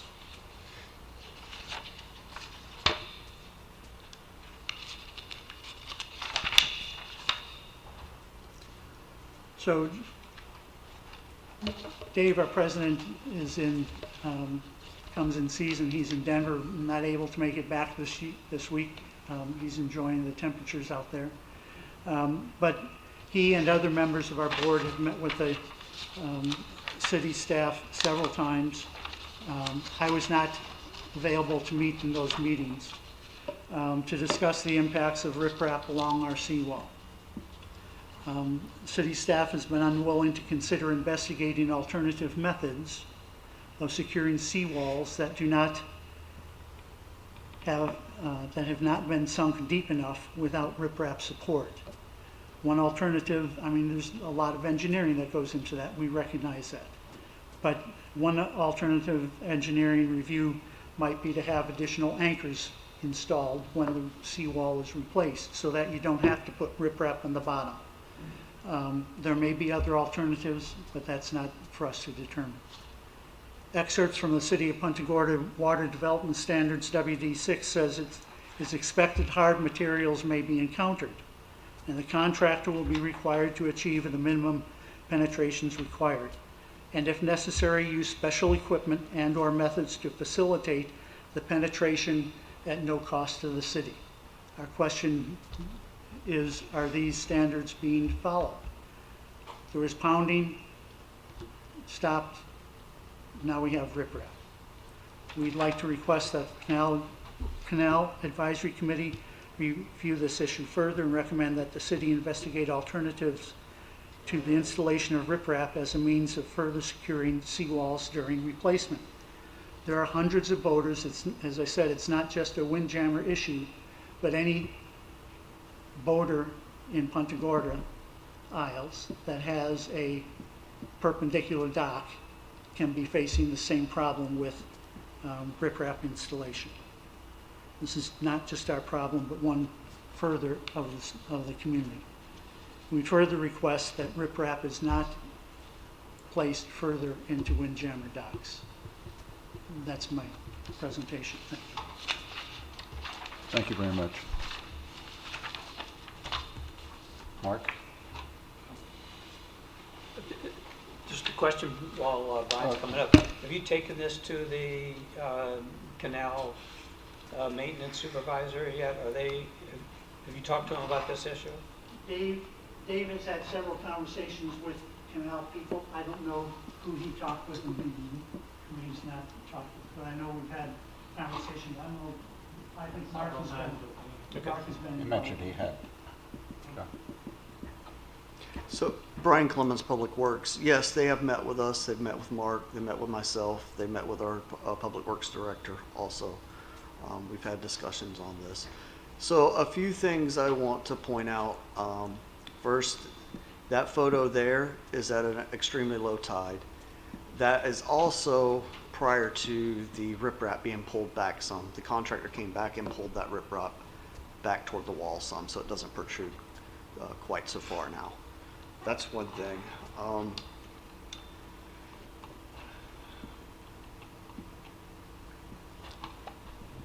In going through these list of comments, so, and I can pull it up if need be. So this item right here, I can't highlight it, but the third bullet point down refers to our waterfront development standards. That language is in there. It perhaps could be adjusted, but the contract that the contractor has to adhere by, there's an order of precedence for the documents that are a part of that contract. The waterfront development standards are the last item on that list. However, there's contract language in there that states what happens if they encounter rock. And that's what's happened in that location where we're looking at riprap. The contractor encountered rock, so they had to pull the panels and cut them off, and then they reinstall them because we always cut from the bottom. The reason the riprap was placed there is because of having to cut those off. There isn't sufficient penetration for those panels to meet our standards. So that's why that riprap was placed there. Those are the main things I wanted to clarify before I start answering any other questions that you all have. What size panels were scheduled to go in and had to be cut? The adjacent ones are 12.5-foot panels. I don't know if we cut 12.5s or we put 10s in here. We cut 12.5s. So. Down to what? So in order to change to a 10,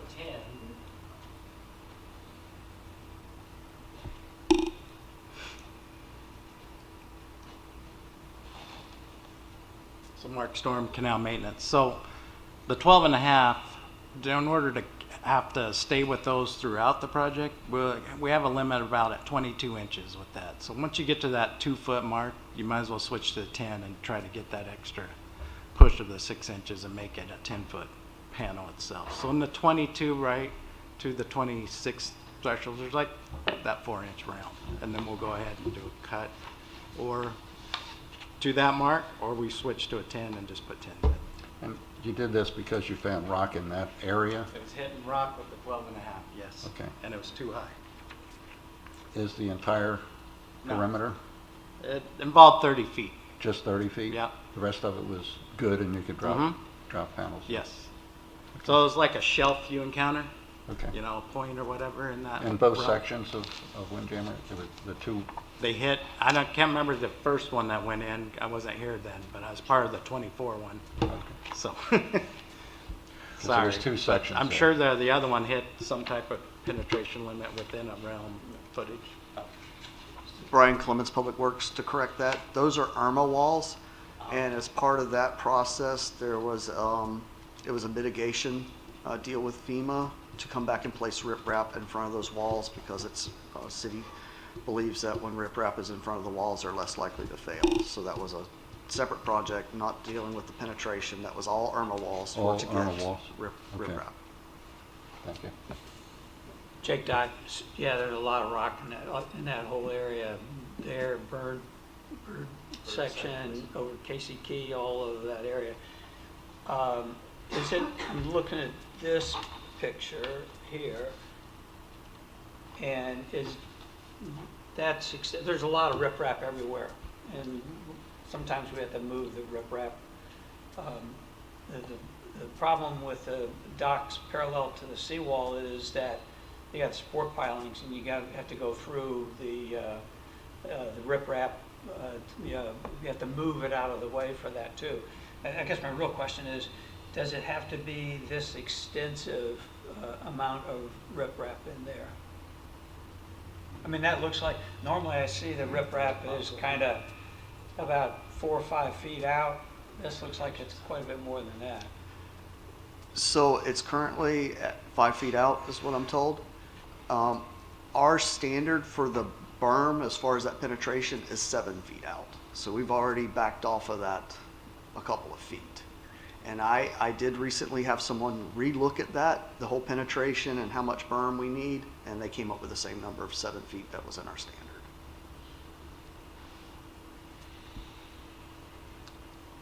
So Jeff D'Amico, so is it in the contract that if they hit rock, they don't have to make any attempt to get through the rock? No, when they encounter it, they have to put forth the effort to try to get through whatever it is, whether it's it may just be a hard layer, it may be a small rock that they're able to work out of the way. Yeah. They do put forth some effort, and then at some point the decision's made to just cut the panel and move on. And it's not, each individual panel is done the same way. So you try to get it down. That's why that certain number of those panels were 12.5 foot, and then a certain number of them were 10 foot. Yeah. So each panel, you try to get it through that layer. Well, how much of an attempt do they make? I mean, do they bring in the big So slammer, whatever they call the thing? our permits allow jetting of pilings, not driving. So, and that's gonna, from what I know, that relates back to protected species, the small-tooth sawfish. Then you get into sound abatement and all kinds of other things if you want to get into permitting different means of installing the panels. Okay. But, I mean, regular citizen could, I mean, obviously, they brought in a big one when they did my dock, and, you know, that, what do you call the thing, the driver? Driving? Went through that, and I don't know if that was permitted or not, but they certainly did it. And me personally, I've never seen a small tooth sawfish in the canals, but I guess they're there. I don't know the answer. I don't know if Jake knows anything Yeah. regarding to what's allowed for dock pilings. Okay. So I mean, I know what our Army Corps permit says. Yeah. Jetting. But just going forward, just because even I'm a little bit confused about what exactly is getting riprap going forward? Every single seawall going in? I know it's around pipes and things coming up, but what, you know, going forward, what gets riprap? Right now, it's at the outfalls. All the IRMA walls were to get it.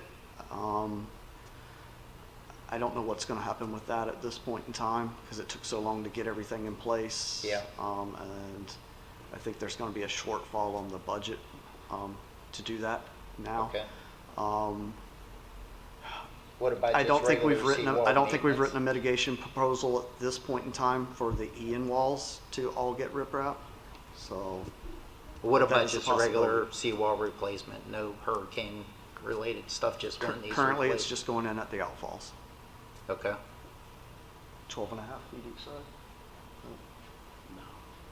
It's driven by that, what Brian mentioned before, what berm is out there. So we're having the contractor go back, do the 5 feet, and it can be up to 30 inches.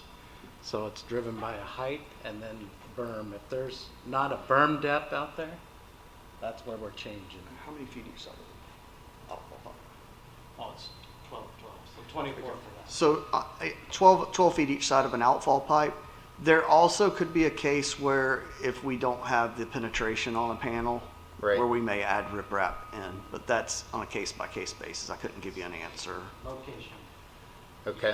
But we're trying to account for that with longer panels. That's why most panels going in now are 12 and a half feet. Okay, now, I mean, are there any plan Bs for these type of situations? I mean, they're talking about perpendicular docks, but I'm also not sure that a angled dock wouldn't be in the exact same situation that's getting pretty close to the wall. So what, I mean, we spend a lot of time trying to jam lifts in every corner of our canals. You know, somebody to actually adhere to all the rules and the codes and everything, we're gonna tell them you're out of luck. There must be some kind of other alternative, I guess, what I'm getting at. I don't have anything designed at this point.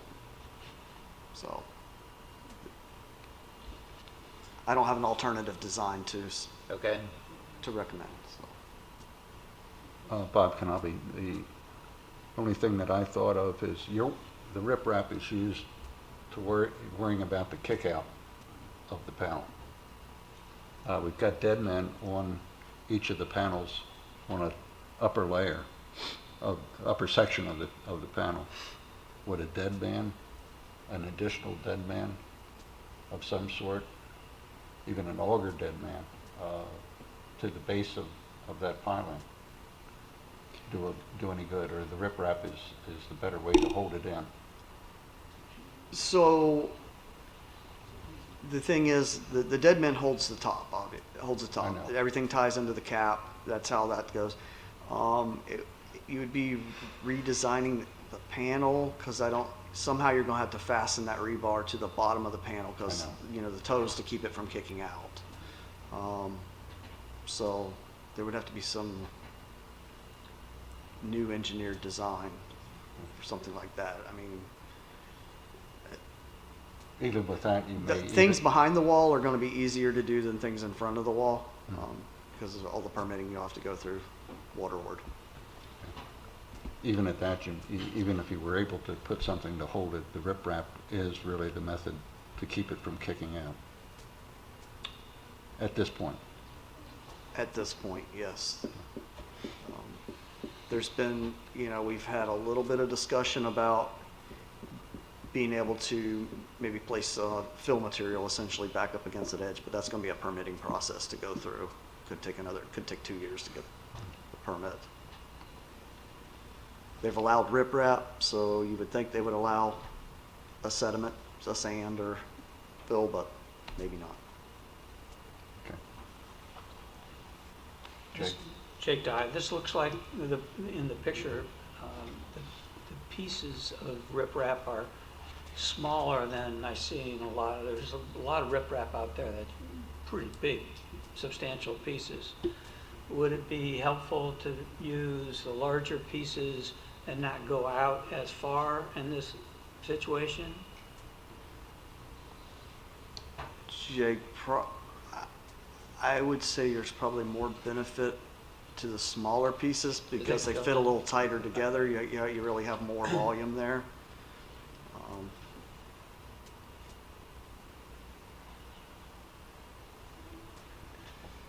There should be a larger toe stone out along the outer edge if it was installed properly.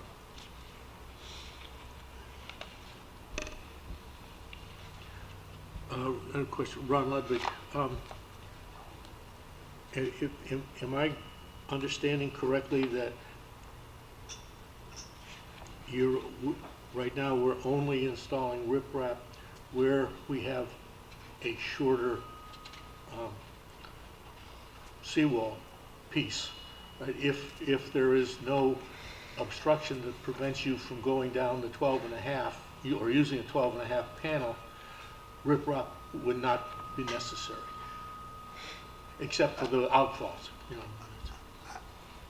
I think you're stating the right thing. The thing that governs that is how much, depending on the length of the panel, how much of it's below the mud line. That's what determines whether riprap's needed or not. Okay, so there is no requirement to have riprap if the panel goes down. If we meet sufficient depth. the penetration, then no, there's not. Okay, thank you.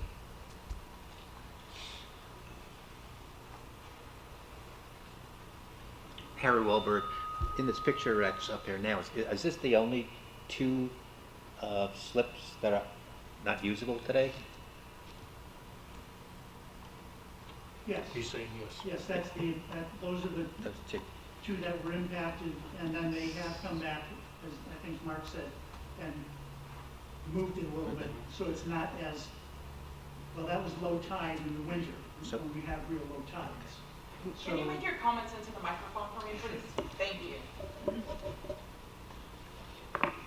yes, the picture was taken during low tides in, I guess it was, I don't remember what the date was, January, I think, when they put it there. So that's part of the problem. In the winters, we have low tides.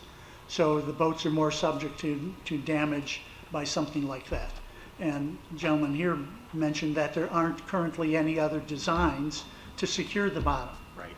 And that is a concern to us, not just, with our 5 docks that are impacted, but is there a way to design something so that we don't have to go through this exercise and have the problem with our docks? As the folks earlier said, we're a boating community. We encourage boating. Well, that's kind of a restriction on what the owners in those docks and any other way that this is done. I don't know what the size of the panels were that were pulled out, but the panels before that, I don't know, the panels went forward, they didn't go backward. So, was the previous panel 10 foot? Was the previous panel 8 foot? 8 foot original. So we had two more feet if we successfully got a 10-foot panel in, but now we have riprap even though we're 2 foot deeper. The only reason I asked the question because the picture before that just showed the riprap there, and it didn't look like it was usable to dock a boat there at all. And I had a crazy thought: if a parallel dock was put over that riprap, could we regain 2 slips? Well, all you have here is you don't have room for parallel docks. No. These are all designed with perpendicular docks, as those 8 or 10 other locations are. So those docks are there. It's not like we can put 70 boat slips around our property on a parallel. I was just talking about that one location. Yes. Where the We'd be riprap. exchanging two or three for one. That's what I was afraid of. Yeah. Jake. So, Jake Dye. So I heard it said that they expressed an issue and you and Mark went out and the guys moved some of it back. I guess my question is this an all or nothing issue? Do we have some room to work with the property owners in special situations to try and mitigate this in any way we can? It sounds like you've already done that to some extent. Yeah, I feel like we have. I don't know Yeah. if you clarify more. I was going to kind of expound on the conversation earlier. I did suggest that where there isn't an issue with the navigable channel, that potentially the docks could be extended under a special permit or mooring piling placed further out than the 25 feet.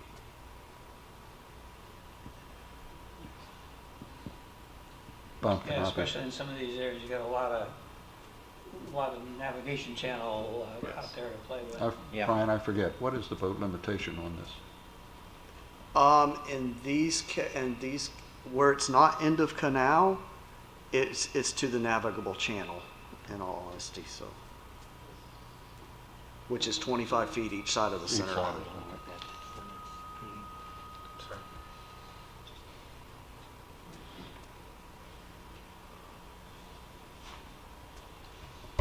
In the assistance of the 2 slips there, I'll just add also, we came back out with the contractor with the crane and then collected right by the docks, the riprap, and then tossed it underneath the docks themselves, hand tossed it. So they are cleared on the, I think is that 48 on the one on the right? Or 46? 46 would be on Yeah, so that one can dock clearly because we moved it over the panel, and yeah, I think you're good. Might be 2 panels right in there, 12 foot or just under 10 foot. So the bow could get right in on that one. And the other one, with us grabbing it and sinking it down, I think that one can easily access his boat either side too, because on the left side of that one at 48, there's no riprap. So it's just in between 46 and 48 right there. Glenn Curtis again. I guess our concern is not just this, but can a permanent solution be obtained and developed through engineering to resolve this problem on a more permanent basis? You know, I'm sorry, I don't remember your name. He had mentioned that currently it's not designed, there's no design for a bottom connection or a dead man, if you will, to tie that bottom in to keep it from kicking out. Well, is that doable? I mean, could we have a design developed so that when these gentlemen put the next ones in, there's a means by which the contractor can put in an extra dead man to alleviate putting in the riprap and avoid the problem, not just for us, but for other docks of this nature. And we've got hundreds, probably 300, 400, or 500 of these docks. It's not just our problem, potentially. I mean, it depends on, I recognize there's more stone maybe down here, or more rock. I don't know, but we see this not just with our problem with these few docks, but it's a community problem. Bob Canall, I have a question again for you. Are these dock spaces assigned by the association? Yes, They're not we have, owned. yes, each You individual. could move the boats around Well, based on the size of the boat and its Our- impingement onto navigational waters. that could be done between property owners, because by our legal documents, we can't reassign to another owner. If I wanted to switch spots with this gentleman here, and he had a boat that wasn't impacted, he let me use his, or he doesn't have a slip, I could move my boat there on agreement between the two of us, but our legal association documents don't allow for a reassignment. Bill, did I say? Take a vote. Did I? Take a vote of 100%. Yeah. Vote yes of the association. Change. I see some of the boats here, having a sailboat myself. The way they're lined up for a blowout tide or a winter tide is they're too far forward. The bow's going to hit. They've got bowsprits or no bowsprits. The other boats, that one's a tug, that goes straight down. The tide, the mooring of the boats is causing or exacerbating a problem of the construction. If it was deeper water or they were tied up further out, they would have less tendency in very shallow waters to have a bottoming problem. Have you looked at that?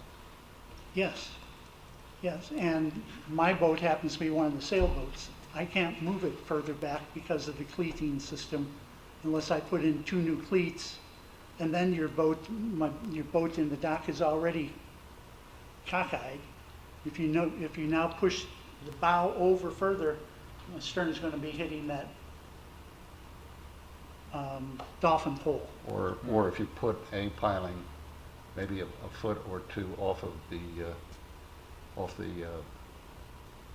the dock itself, Finger slip. off the slip. Well, One on then I have- are we going to ask every homeowner in every situation to put in 2 new poles? And in some cases, you can't do that because you don't have enough room to Yes. to get out there. On the Yes. large open areas, you could do Yes. that. But then again, that requires special permitting.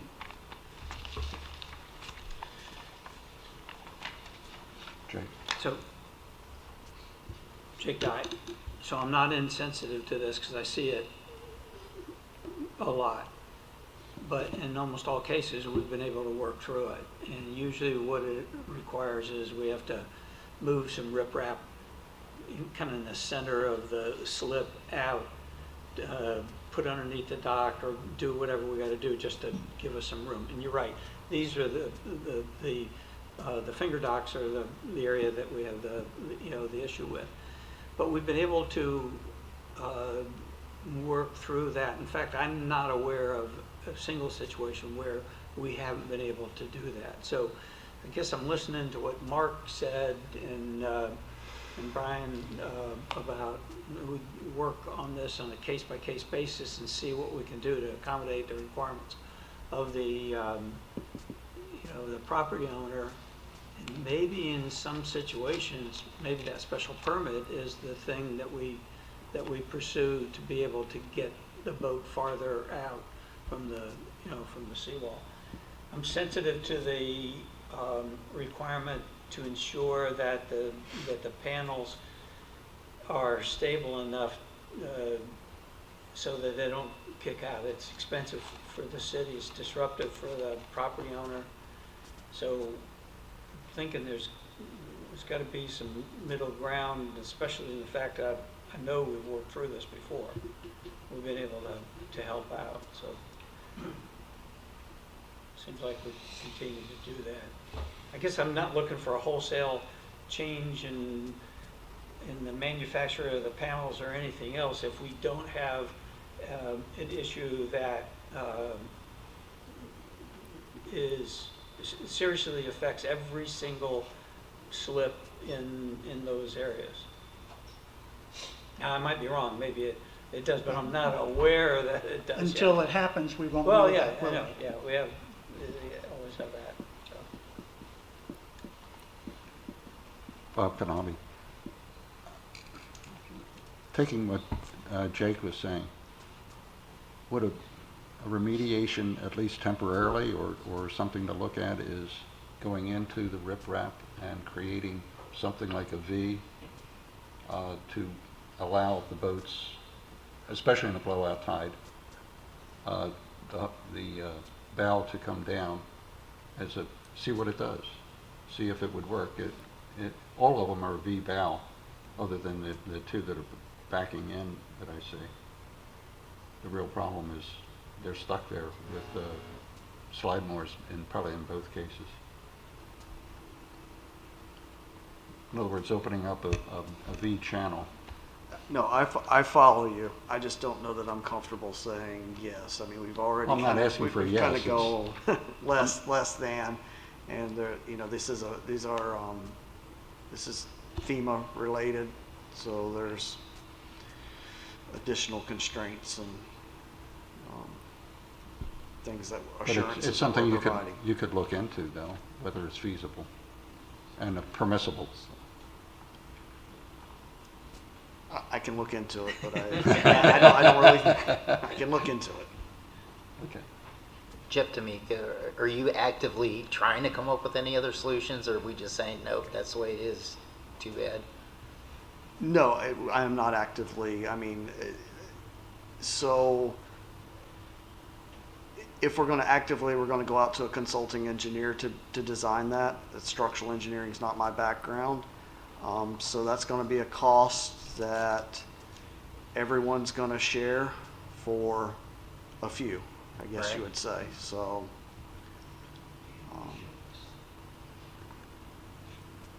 and it could be an additional cost for whatever the solution is.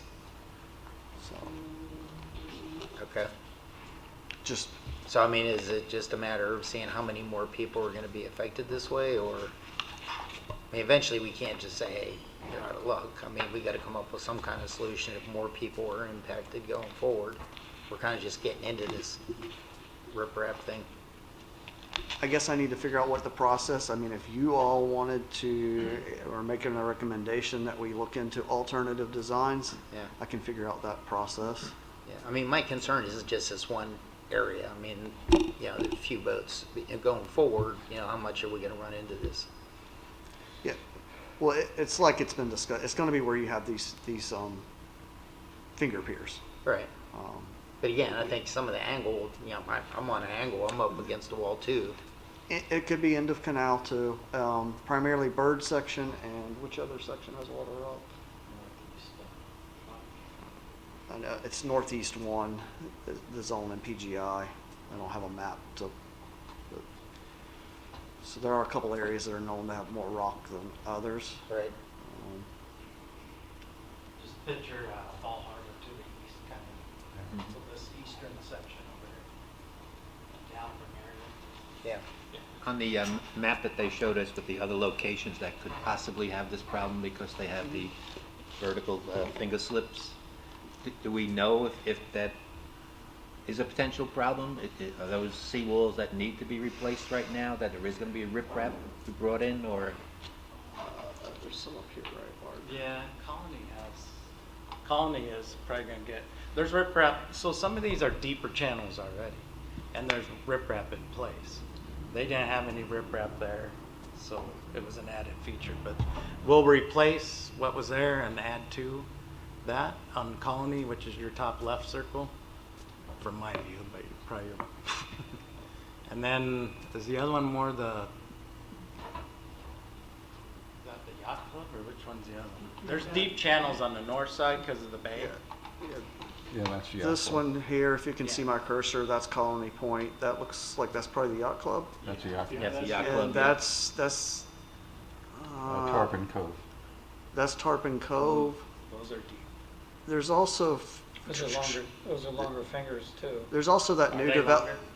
that new development Sea Haven. I don't think is marked on here. They do have. That would be right, yeah. Oh, Sea Haven put some there. It's right there, yeah. Glenn Curtis again, yes, that to the right of the yacht club, there's a whole bunch of docks that are finger piers there to the right. Most of those peninsulas are finger piers also. I did not indicate those because those are predominantly lifts, but I did mention that in my notes that that's another area that could be potentially, but I didn't include that because I was just referring to the deep water. Yeah, that's. the These pass line. areas up here are not known for rock. Correct me if I'm wrong, Mark, but those areas are not known Not for hitting- rock. Yeah, not hitting set panels, no. They set real easily, yeah. And they'll get the 12.5 panel full length and just replace with what was there, rock, possibly. Bird section south of the Kiesta, that's all up to Crooked Island, which we call Crooked Piling Court, so. Yeah, pretty much down by the Google. Which I think we did some in here on white ibis or purple martin. Yep. But I don't remember any issues there. It's hit and miss in there, but a majority of 12.5s, we're getting some cuts, and you could say the 9 to 26 Unfortunately, range, most but- of those orange circles are in, the rock area. Uh-huh, in the middle there. So sometimes what happens if we can get close, I mean, if you're putting a 12.5 foot panel down and maybe you only come up 8 inches short or whatever, we're pulling out typically 8-foot panels. So sometimes you build berm as you're jetting down that additional panel. So not necessarily do they always require the riprap. But this is just one of those cases where didn't build enough material, didn't get enough depth. It's Slump, a steep grade there. Is FEMA still requiring riprap with every new panel that goes in after a hurricane? there never was there isn't a requirement from FEMA. Okay. I mean, our standard says at the outfall pipes, and then these other places we've added it to, like this one, because of a penetration issue. With Irma, that was a mitigation plan that was worked out with FEMA Okay. to add the riprap in front of all the walls.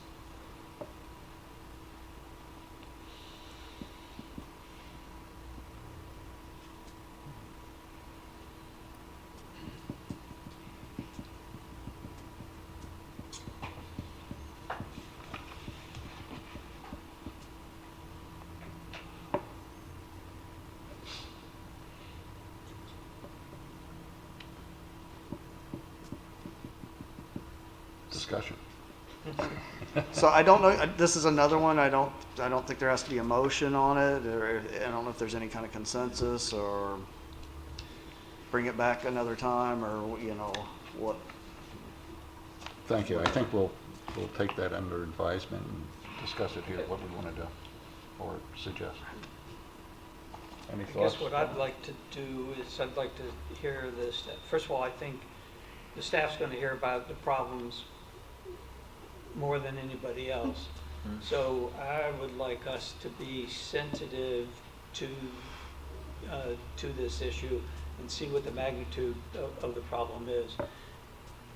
It doesn't seem to me, but again, I'm not sure I'm smart enough or informed enough to really know what the right course of action is, but it doesn't seem to me that we want to get into right now redesigning seawall panels and also the process that we go through in the installation of them because of the magnitude of this problem right now.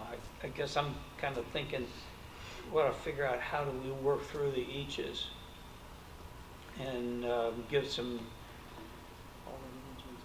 see if we can help the individuals that are affected with it more than go out and start changing the system. I agree with that. To the best of my knowledge, these are the only outstanding ones. We've had some issues come up, others, but been relocating the riprap kind of like we did here and stuff. Of course, they weren't finger piers, so we've generally worked through them. Well, along Marion over there, there's a lot of riprap in that area, and we've had to move some of that riprap around. But we haven't gotten into the seawall replacement issue and the additional riprap in there. And again, it may not, if we get the penetration, then it's not an issue.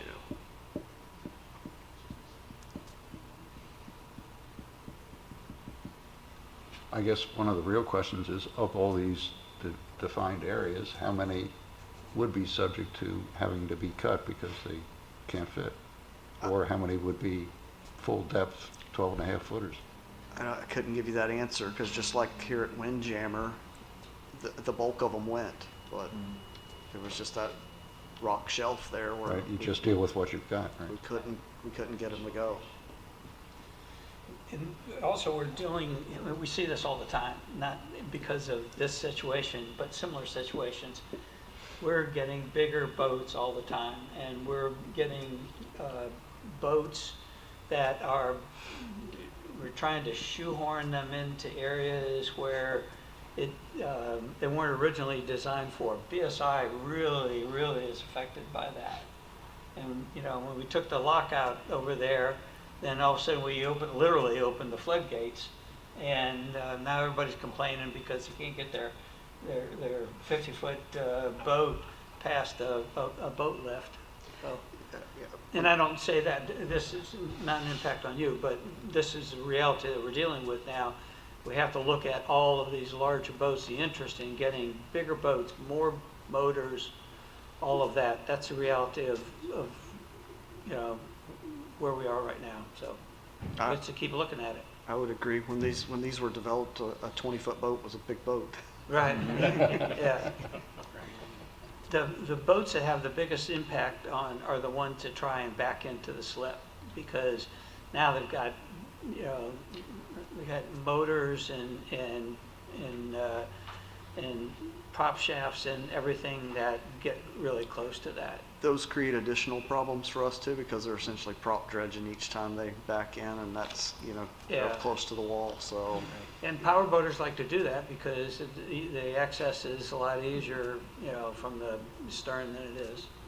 The sailboats are a little bit easier because it comes up in the front, it's pointier, and as a contractor, I can go in and I can move riprap around to be able to get that pointy end in. It's a lot more difficult when you stern in.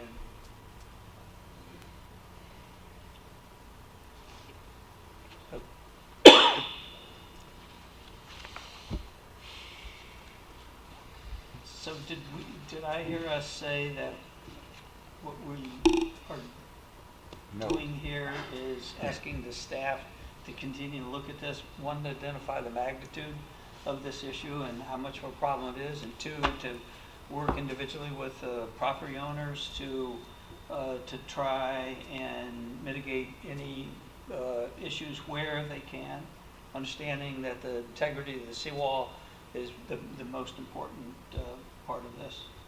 Correct.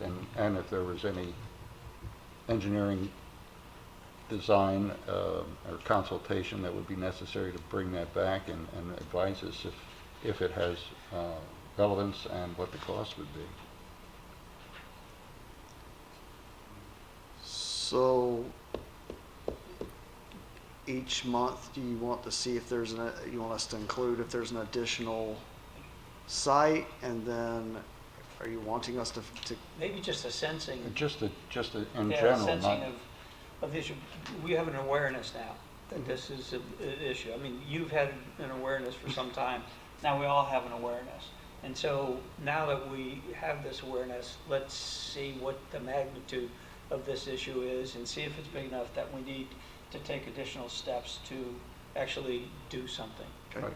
Until that time, it seems like working with the property owners to help them in any way we can that's, you know, that's available to you would be at least the least that we could do. Does that sound right? that sounds exactly right. So let's figure out if Alex figured out how to catch that. So You got it? I'm sure I'll figure it out. okay. And I thank the gentleman from Windjammer bringing this to our attention. It's not only a individual condominium problem, dock owner problem, boat owner problem, but you pointed out that it could be a canal system-wide problem. Thank you very much. Okay.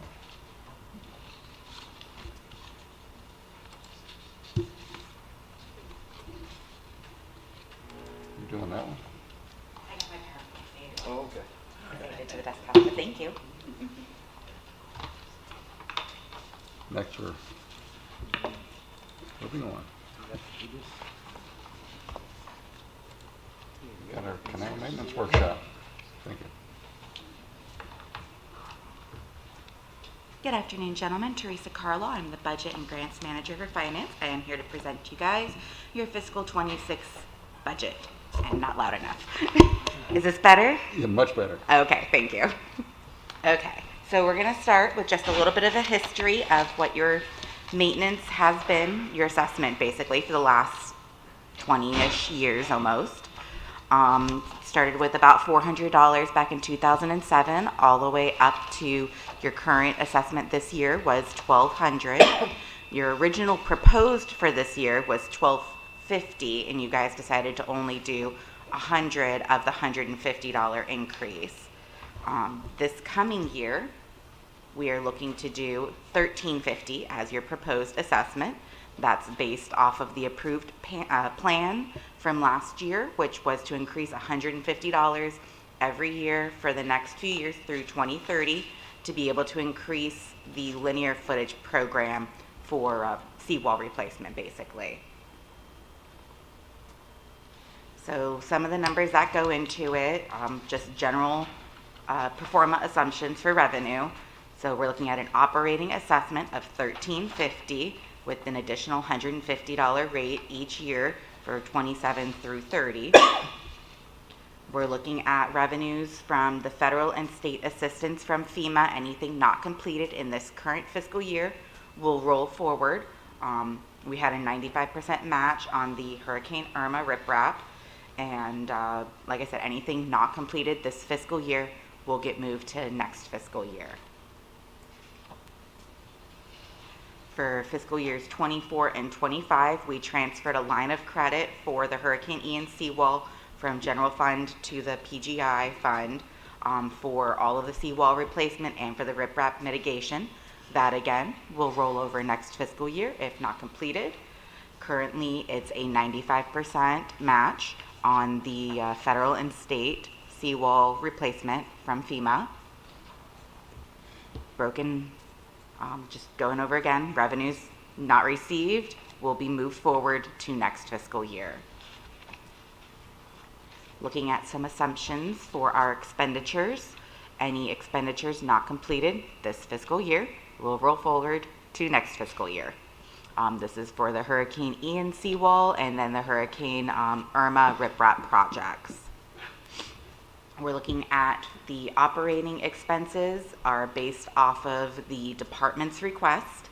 We have a 4% merit increase estimated, 8% health insurance estimate, 15% workers' comp insurance estimate, 8% overall for other insurances, and then they're looking at an estimated 10,000 linear foot program for seawall replacement next year. And then computer and administrative costs, 3% overhead total for the year, but that'll be finalized once all other budgets are finalized for the year. Any questions, gentlemen? Yeah, I have a question. Of course. Ron Ludwig, are these percentages that are shown here a citywide, or is They're this citywide. Nope. It is the standard for every department. Okay, so it's not just this department. No, sir. Okay. Nope. They're the estimates that we use citywide for every department until our actuals come in. The 15% workers' comp is the estimate that we have used every year historically since before my director started here. They use 15%. They always estimate high, and then the actuals come in and we adjust the budget. They're never over 15%. How close are we in our Estimates? Yeah. I believe last year the increase was actually like a 12.5, so they're normally pretty close to 15. Thank you. Not a problem. Continuing with our assumptions for expenditures, looking at years 27 through 30, they're looking at the inlet dredging, $60,000 per year, mangrove trimming, $67,120 per year, and then there's a contracted seawall assessment of $30,000 and $20,000 every other year, alternating. The year that the $20,000 is done, they also do the BSI because it's a smaller location, so it keeps it going. They're looking at 10,000 linear feet for fiscal year 26 for seawall, and then an additional 3%, basically 3% additional, so 1,000 additional linear foot per year increase in the next few years. They're also looking, like I said, our standard is 4% for future years for pension for merit.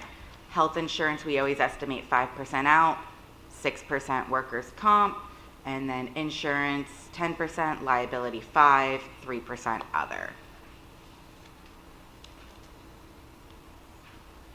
So for fiscal year 25, we have the repayment of the debt for Hurricane Irma riprap mitigation project. It's $7,981,660. Anything completed or anything not completed will roll forward to fiscal year 26.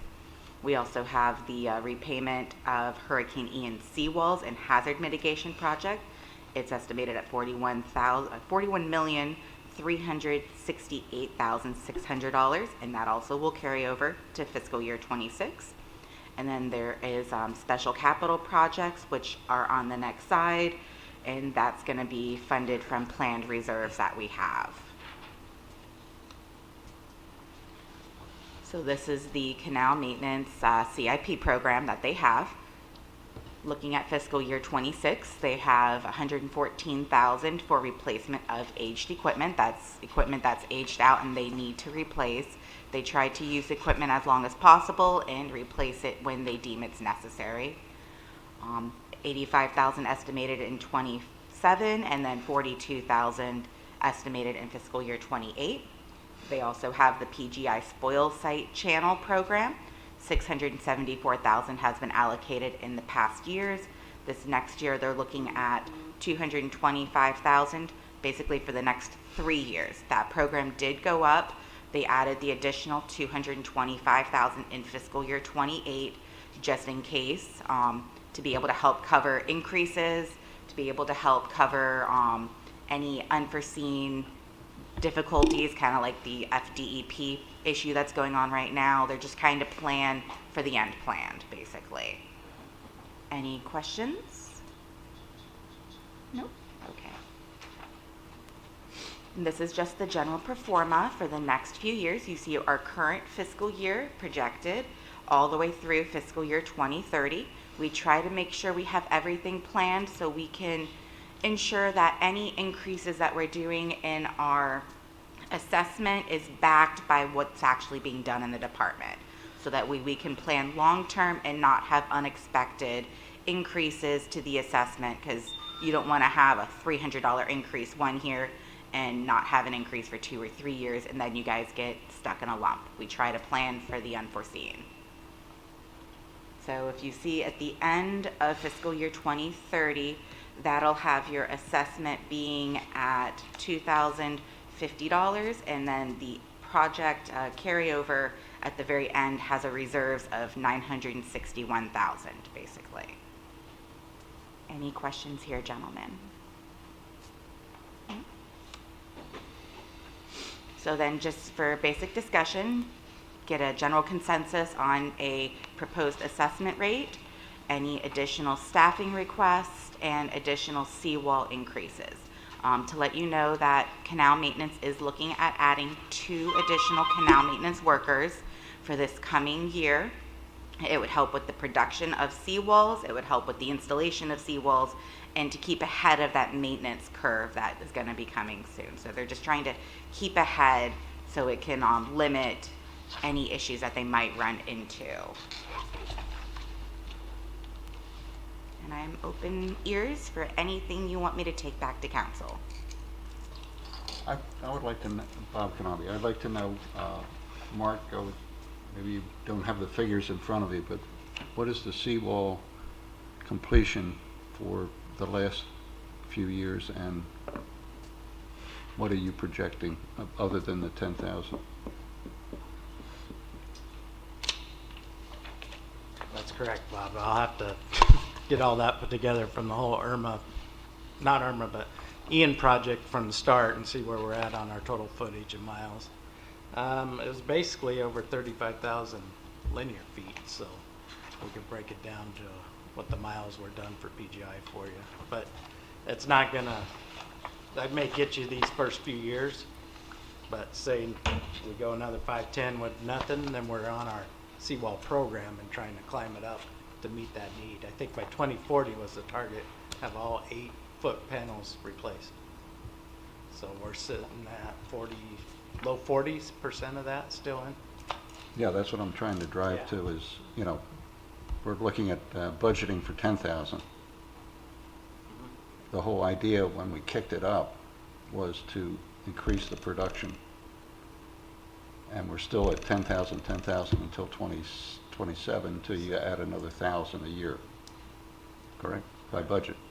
Yeah, so to break it out, basically, it comes out to every $100 fee assessment that you guys do funds about $520,000 in revenue, and then 1,000 linear feet program increase is $620,000 per year. So that 100,000 gets you almost the full program of an additional 1,000. So that's why it's $150 increase each year. So each year they're increasing 1,000 feet.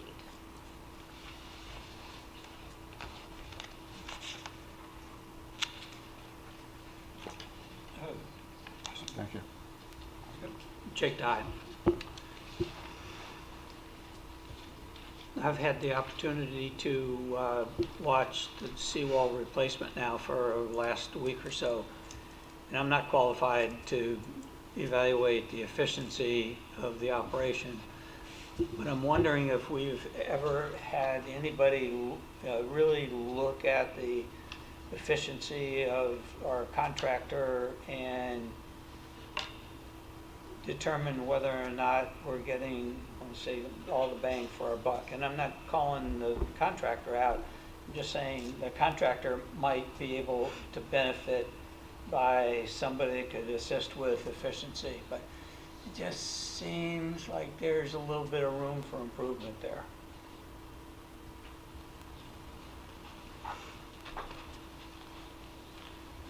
Brian Clemens, Public Works. So I don't think anyone has ever looked at the efficiency, but keep in mind, they're paid by the foot. So, you know, ultimately what they're getting, they're not getting paid by the hour, so. Yeah. Well, that's a good thing. It's in their interest, it's in their interest to do it faster. Yeah. I remember when, I guess it was Ian, Duncan had a different way of doing it. The contractor had a different way of doing it. Was ever evaluated whether he put a lot of, they put a lot of wall in a seemingly shorter period of time than other contractors. And he did it by staying on site and putting fill on the property and then backfilling after. So I wasn't here for that, but I believe that created, if I recollect, that created a lot of problems, them stacking that fill dirt on the back of people's properties. Oh, I'm sure it's not. So I think pleasure. we've gone, I'm pretty sure we've gone away from that. I'd have to go back and review the contract documents. Well, Duncan, they stacked all the spoil. They didn't barge it away. Right, But, and then backfilled it after, just pushed it on back, yeah.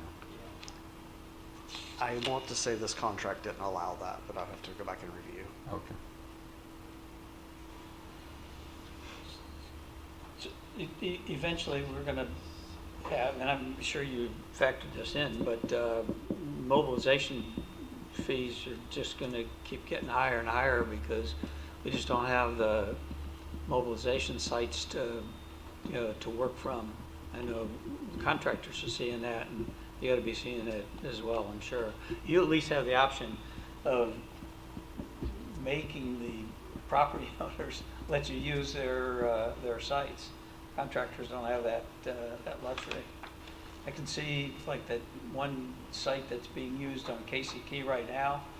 I can see that one, you know, and looking at that, like almost 8-9 months from now, that big span of Casey Key properties, you're going to need that site. I see that site being operational for months or more. If it's still vacant. Huh? If it's still vacant. Yeah, right. Well, that's a problem because these properties are building up. It's not empty lots anymore. Yes.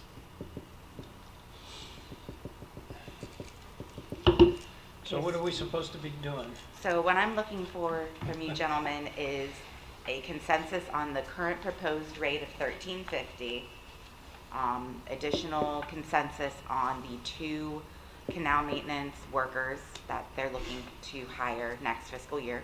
Just need consensus on yay or nay to approve it to council.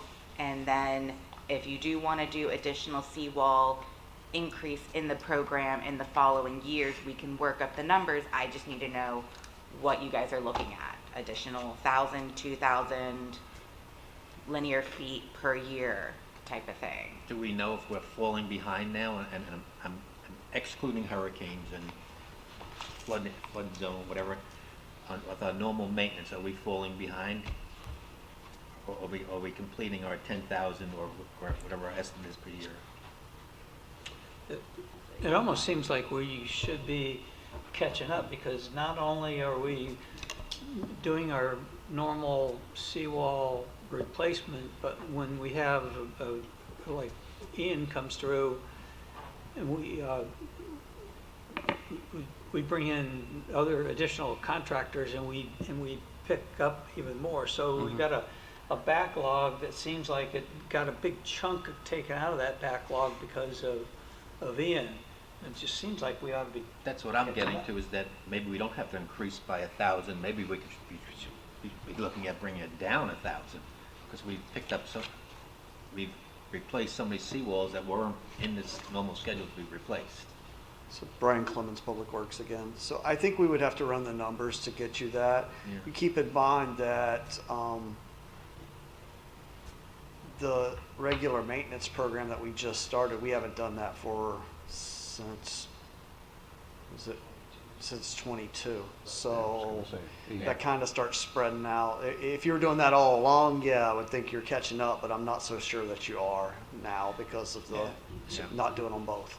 So I think it would be important to run the numbers and really look at that, because if I'm asking this question, there are a lot of other people out there asking the question, and we ought to be able to feel comfortable on what that answer is. And as we move forward and make a recommendation on what the budget ought to be, we ought to be comfortable that we're doing the right thing. And if we're not, city council is going to be. So I think it's a smart move for us to look at those numbers and be able to answer that. Sensing wise, listening to you say we haven't done for a couple years the normal maintenance, that says that we're getting behind. But then the fact that we've got bringing in all these contractors to do the Ian stuff tells me we're getting ahead. I don't know whether we're behind or whether we're ahead. So it'd be good to be able to have that discussion, be able to lay it out for the people. I think that's an excellent suggestion, because we're looking at, just looking at the reports, we're looking at going to different levels than we ever had before. We're not as many critical, very bad. We're into the bad, and then lesser, medium, and not so bad on the maintenance, as well as the regular ones. So Yeah, city council's gonna, I mean, they expect us as an advisory committee to give them some advice of where to go. Exactly. And know they are gonna be under the gun to, you know, to keep the budget in check. So Definitely. it's up to us to, you know, to get the kind of information we need to be able to give them a good, good recommendation. So I did the numbers real quick. The 7.2 miles was the Ian repair level. So you're about 36,000 yours. There's like 0.7 in BSI related to that, because they just had 30 sites. You're in like the 180 realm. Pretty huge here. Or 200 something, my bad numbers. So basically you're looking at that being about 12,000 a year, because we're in the 2.5, we're in the third year of this. So 12,000 a year is getting done by the Ian contractor now. They're not getting any faster, definitely maybe slowed down, but we're seeing about 12,000 linear feet a year from them. And we're asking, what was 11 to go up to? 10. We're at going, 10. We're at 10, going up to 11. Brian Clemens, Public Works again. Another unknown at this point is we're going to be rebidding that seawall replacement contract. So what those numbers may be when they come in again. What was that, Brian? I couldn't hear. I'm sorry. We're going to be rebidding the seawall replacement, the normal maintenance contract. So we don't know what those numbers are just yet. I'm sure likely going up would be my guess. So. It'll be at fiscal year, so 10/1, that contract ends. So at the end of this fiscal year, going into next, then that'll be deemed to go out to be bidded. So we're good. you don't do it until after the first? For 26, then calendar budget year. Yeah. Fiscal year. Yeah. So, I'm Teresa Carlaw, budget manager. So again, we're just looking for consensus on the proposed assessment rate of $13.50 and approval for the 2 maintenance canal workers. Just a Harry Wahlberg, just a thought. I know it will come out in the public portion of the city council meetings. In the prior 18 years of the canal maintenance assessments, we averaged, and when it wasn't linear per year, we averaged 5.5% increase per year. You know, some years was 10%, some was 20, some years, 3 or 4 years, there was no increases. Right now, we're proposing for the next 5 years, we're proposing 50% increase in 5 years, so an average of 10% increase per year. Our financial wizards in this town are going to pull that apart, right? And I know we're going to talk about the expenditures, the costs going up, labor going up, and everything else. But they're going to say, why all of a sudden are we going up 10% a year when we could do it before for 5.5% a year? And again, the $13.50 last year, it was $150 for the increase. You guys chose to just do 100 Right. of the $150. So Yep. that again could be another option. I'm just projecting what I know we're going to hear from city council. Of course. We're going to hear from the public forum. And that, of course, whatever we suggest for the assessment rate could affect staffing. or the additional staffing. Yeah, the performa that I showed you did not include those 2 employees. We don't put them into the performa because they're not guaranteed. So if you did approve them and recommend them and council approved it, we would redo the performa to include those 2 employees going forward.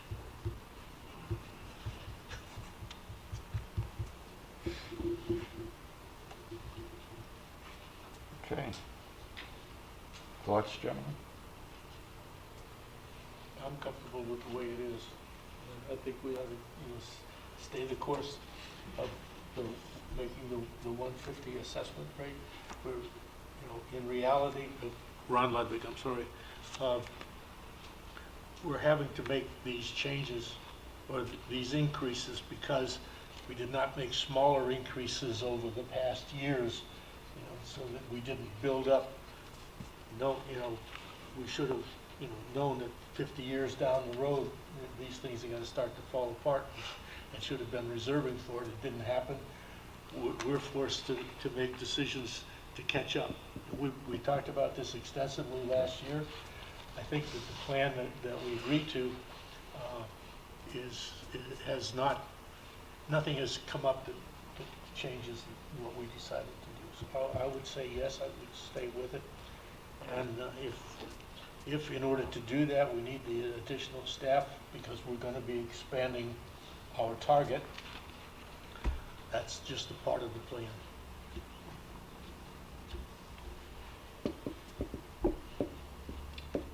So Jake, I'm comfortable with the increases mainly because I'm generally aware of the situation that we're in right now and that we've been in.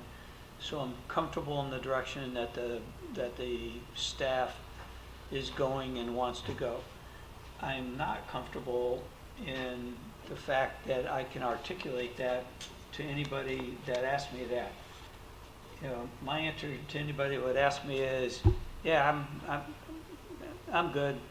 That's good. But I don't know exactly why. And so I would make the recommendation to the staff to nail down the numbers because numbers don't lie, and nail down the numbers and have a good case for, mostly for city council, because we've seen in the past, if you don't have a good justification, the great legion of frightened men will, they will bend. So if we want to go forward with the budget as outlined, and you really believe it's important, then you're going to have a real good, strong case to take to city council, or city council will bend, as they should. So.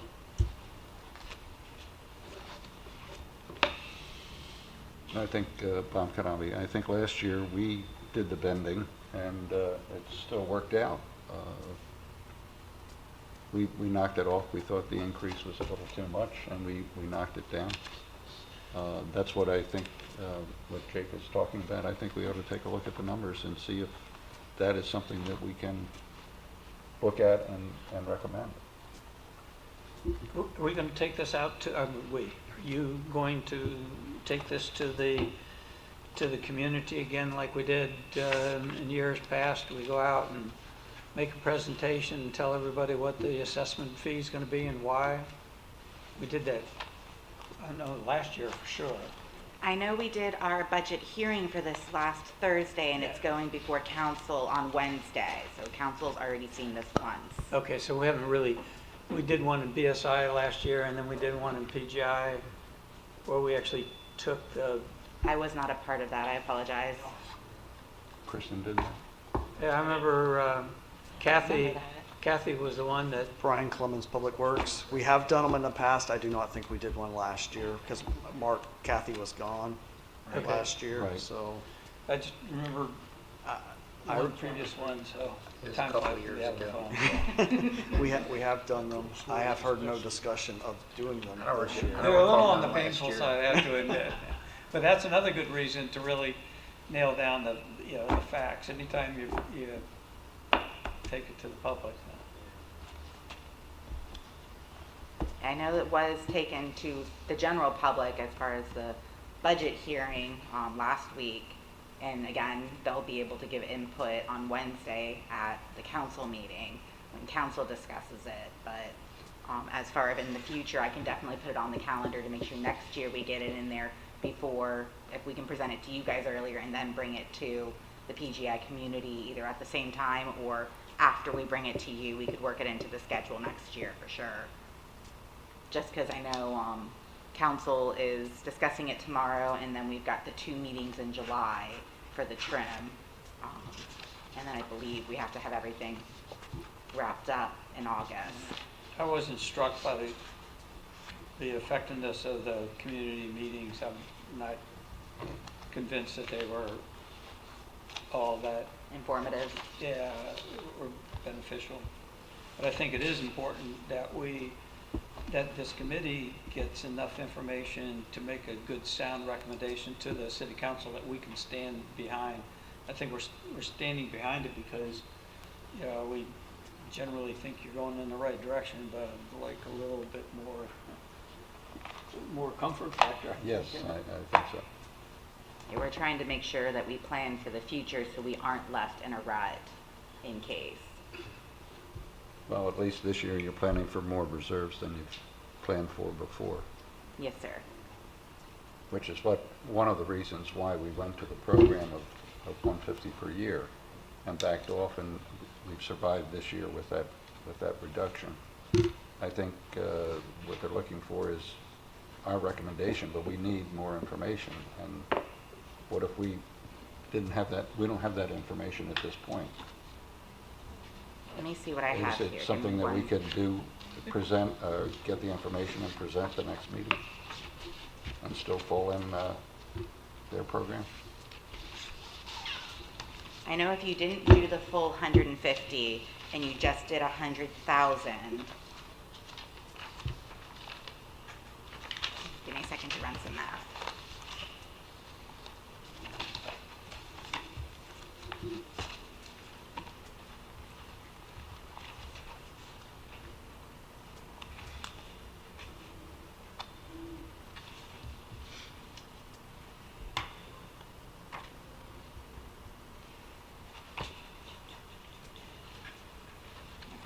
I might know how to do math.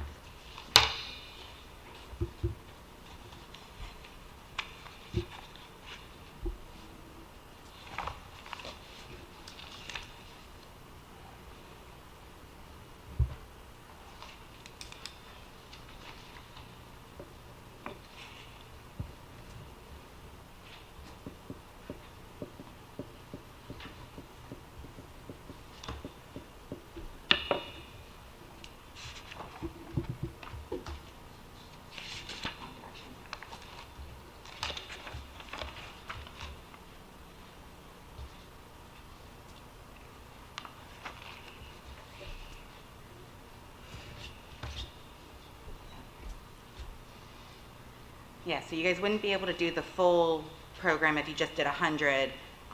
So you'd be at the 10,000 linear feet plus an extra, say, 800 linear feet. So it'd be 10,800 instead of 1,100 for next year, basically.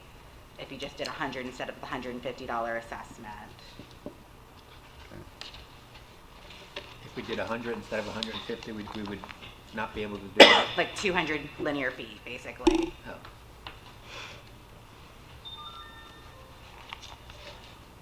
So it would reduce our revenues by $520,000, what you're saying? So each 100,000 is 520,000. So reducing $50 of that, so you'd be halving that 520,000. That wouldn't impact our reserves at all, really. That would be a much further number I'd have to go into for the performa. I could find out and email you guys what it would be. Let me see if I can pull up the performa. Let me grab my laptop. Give me 1 second.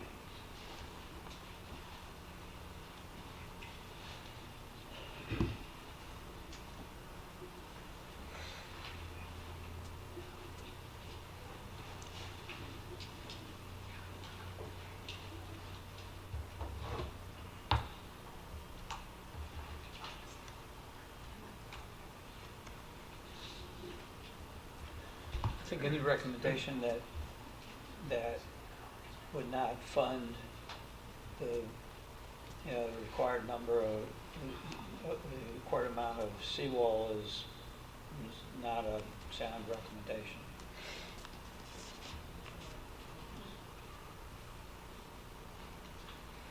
Well, this year it's 10,000. Next year it's 10,000 plus 1,000. Yeah, so we're looking at getting back to the full program, 10,000, and then an additional 1,000 every year after. So That's 2026. 10,000 in 26, and then 11,000 in 27.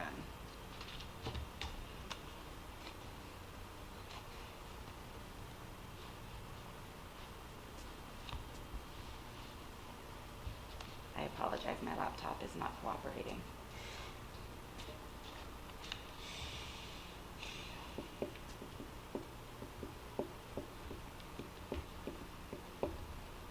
Brian Clemens, Public Works again. I think another thing to keep in mind, Mark kind of did some off-the-cuff math earlier, but anything that's done after October 1 is into the next fiscal year also. So finishing up the EN and anything on the maintenance program kind of, It rolls forward. it's into that year. So you're kind of getting another year out is my point. And I'm guessing that the seawalls that you have on the schedule right now, we will have a hard time getting those finished within this fiscal year. Correct. Markson, that's correct. Because your target date is December 18th? That's on Hurricane Ian, yes. Yeah, just on Ian. Yep. What about the schedule? The not Ian schedule, the normal schedule? Well, it's laid out for this 25, but yeah, it's not gonna happen, but it can get rolled over if they got sows to get, like, say, through the mediums.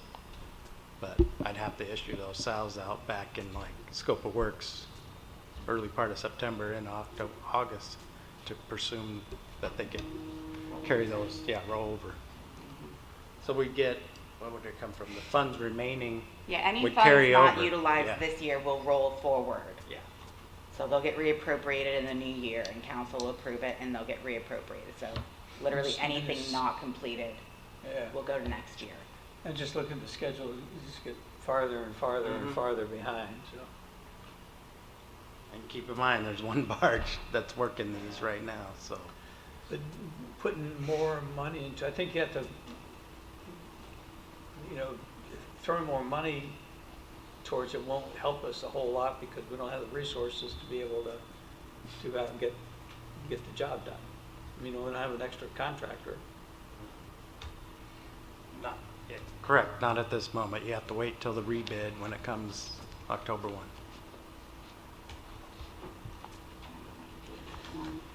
So we could accomplish a lot when the Ian stuff is finished up. Yeah, and we're budgeting for a full program next year, but ideally Ian won't be finished until almost a quarter into the year. So they're hoping to revamp it and get back to full program basically January. Fingers crossed, yes. I cannot get my computer to load to save my life.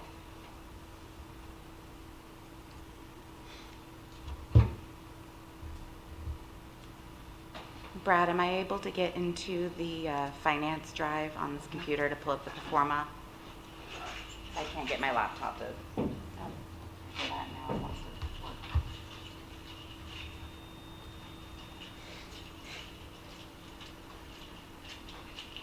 In here? Yeah, Do you need this anymore? no. My keyboard's not Also, working. 200 on a projected addition of 1,000. I'm just, on my head, it's projecting a 10,000 plus an additional 1,000. Saying if we dropped it, we only lose 200. Yeah, it doesn't make sense. That's of an addition. It's not cheap. We would still be getting the 10,000 On finance? and an additional Oh, you know what? Yeah, I'm gonna bunch of footage. I'm gonna let you log in because I don't have We'd just be access. short by some. I know staff is working something out, but if we can just make sure all of our comments make it into the microphone. We don't even know if we need Much this. appreciated. Yeah, I'm mumbling out loud. I know, but even if you'll mumble louder into the microphone, it would be appreciated. No, I gotta log. You gotta log off. I'll try here. I'm just trying to get this to let me work. Keep trying.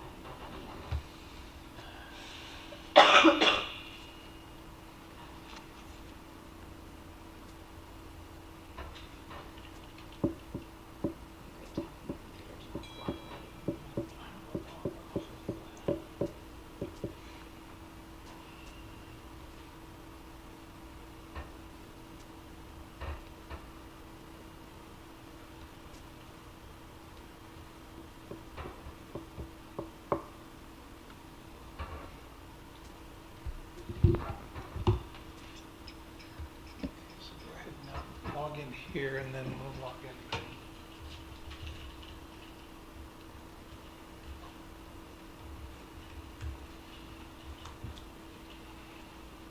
And then we'll just have to get to the festival again.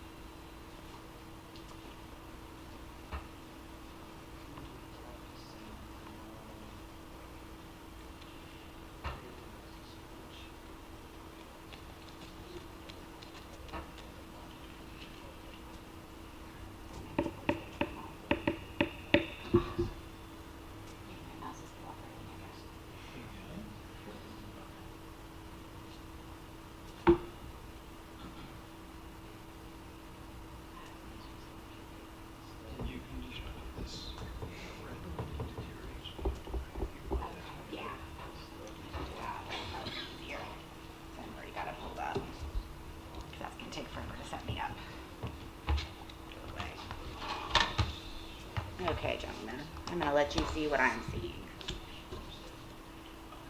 Possibly. There we go. Okay. So this is our performa. If we do 150 as a proposed rate, our revenues over expenditures are $1 million. If we do $100, then it jumps up to 1.35 million. So it'll deplete by 2030, we're in the negative. So that's how it affects further, how it snowballs. So I can throw any scenario in here that you guys want me to, and you guys can see the outcome further down the road, basically. So we're just pushing it farther out? Yes, sir. So then if you guys did $100 next year, again, even further in the red in the last year. So that's why we try to plan for the future. Keeping it 150 for this year, 2030, you still have almost $1 million in reserves. Drop it to 100, and in 2030, you're in the negatives. And that would probably just mean the following year you might have to increase it at some point.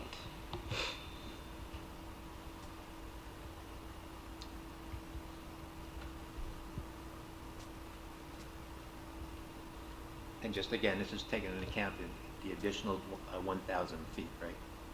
Yeah. That's increasing every year, 27, 28, 29, 1,000 linear feet each year increasing. 1,000 feet each year. Each year.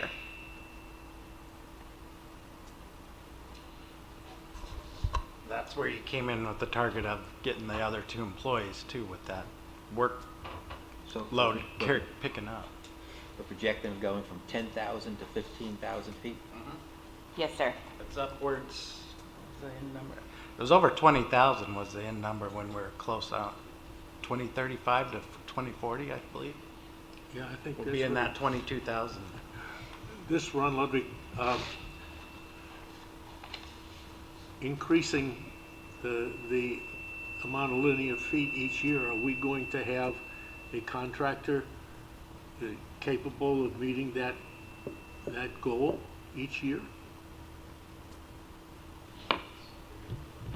We'll be able to build panels that fast. We can probably do the town. Brian Clements, Public Works, I mean, we'll have to build whatever into our bid documents that we put out, but right now you don't, I mean, if you're just using the current contractor, for example, if you don't have the capacity for to do all that in the maintenance program because of the Ian walls. I mean, but there's four additional barges doing, there's 4 additional barges doing Ian walls. So I guess what I'm saying is, even the existing contract, there's additional resources once you finish those projects. I mean, he would be contractually put on to reassign that work from Ian work to maintenance work. And we All four barges potentially, if there's no hurricanes in between. potentially. I don't know if we would do that. We have had contracts where we have tiered. We have 2 different levels. So we have a second contractor to pull from if needed.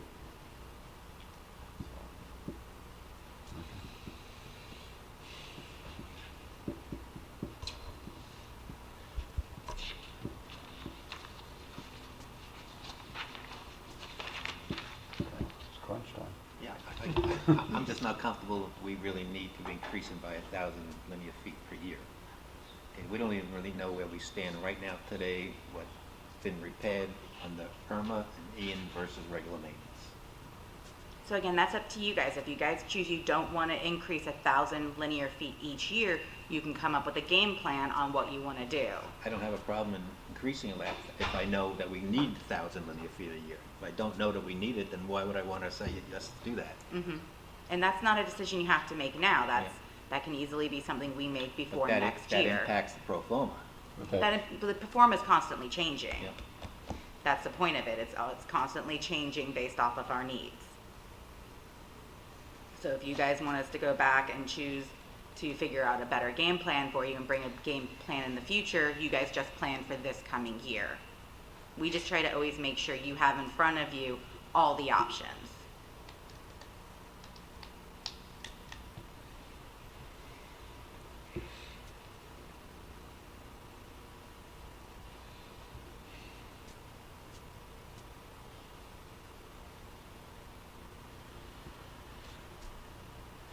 So I'm comfortable with how it's been presented, and only because I'm concerned about not doing the best we can to get ahead of this. I'm concerned about getting farther behind, and I'd like to be able to take advantage of as much of the contracting resources that we have available to us.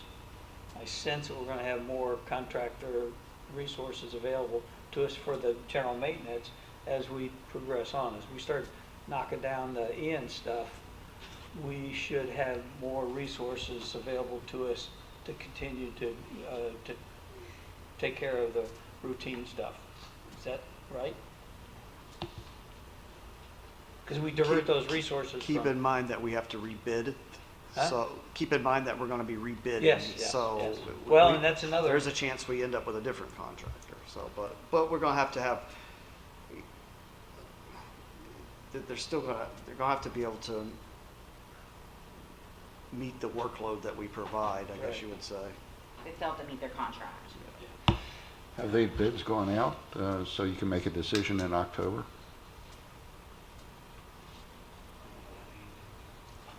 Not that I know of. It's not currently out for bid. So then we're going to wait till October to send it out to then make a decision sometime between October and the next year, calendar year? My apology, but I'm not up to speed on just where that stands and is going. I'll have to look into it. Okay, please do. I would think it wouldn't be too far out that we would be getting that bid out, but I don't know exactly. Okay.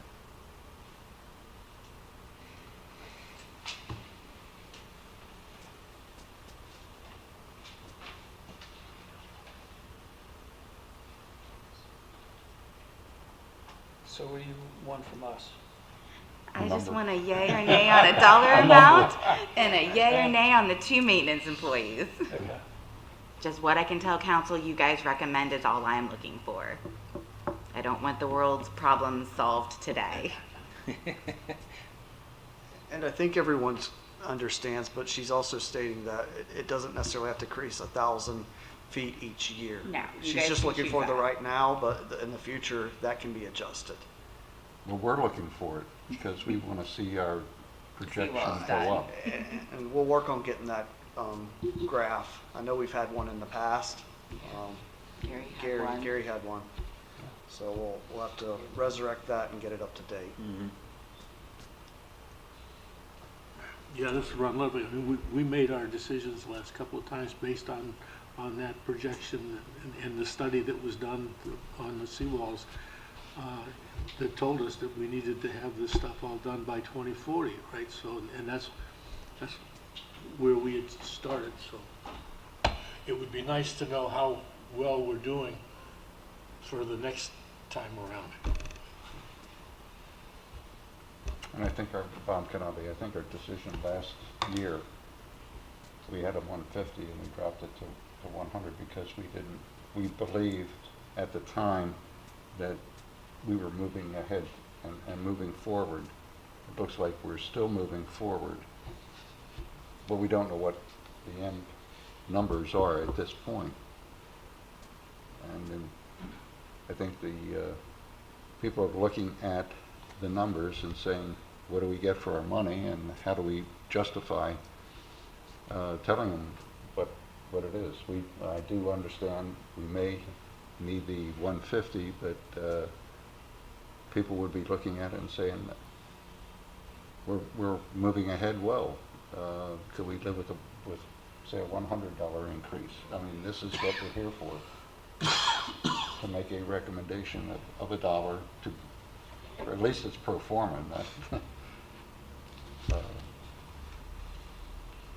to get the project continued to go forward and making the numbers we're looking for. Because revenues over Expenditures. pro forma wise, we're looking at lesser losses than we did last year at 150.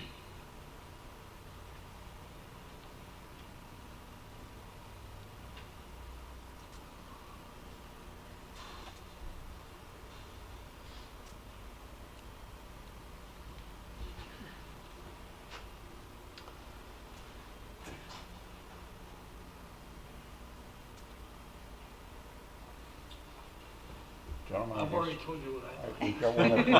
we've got one opinion. We need, I'm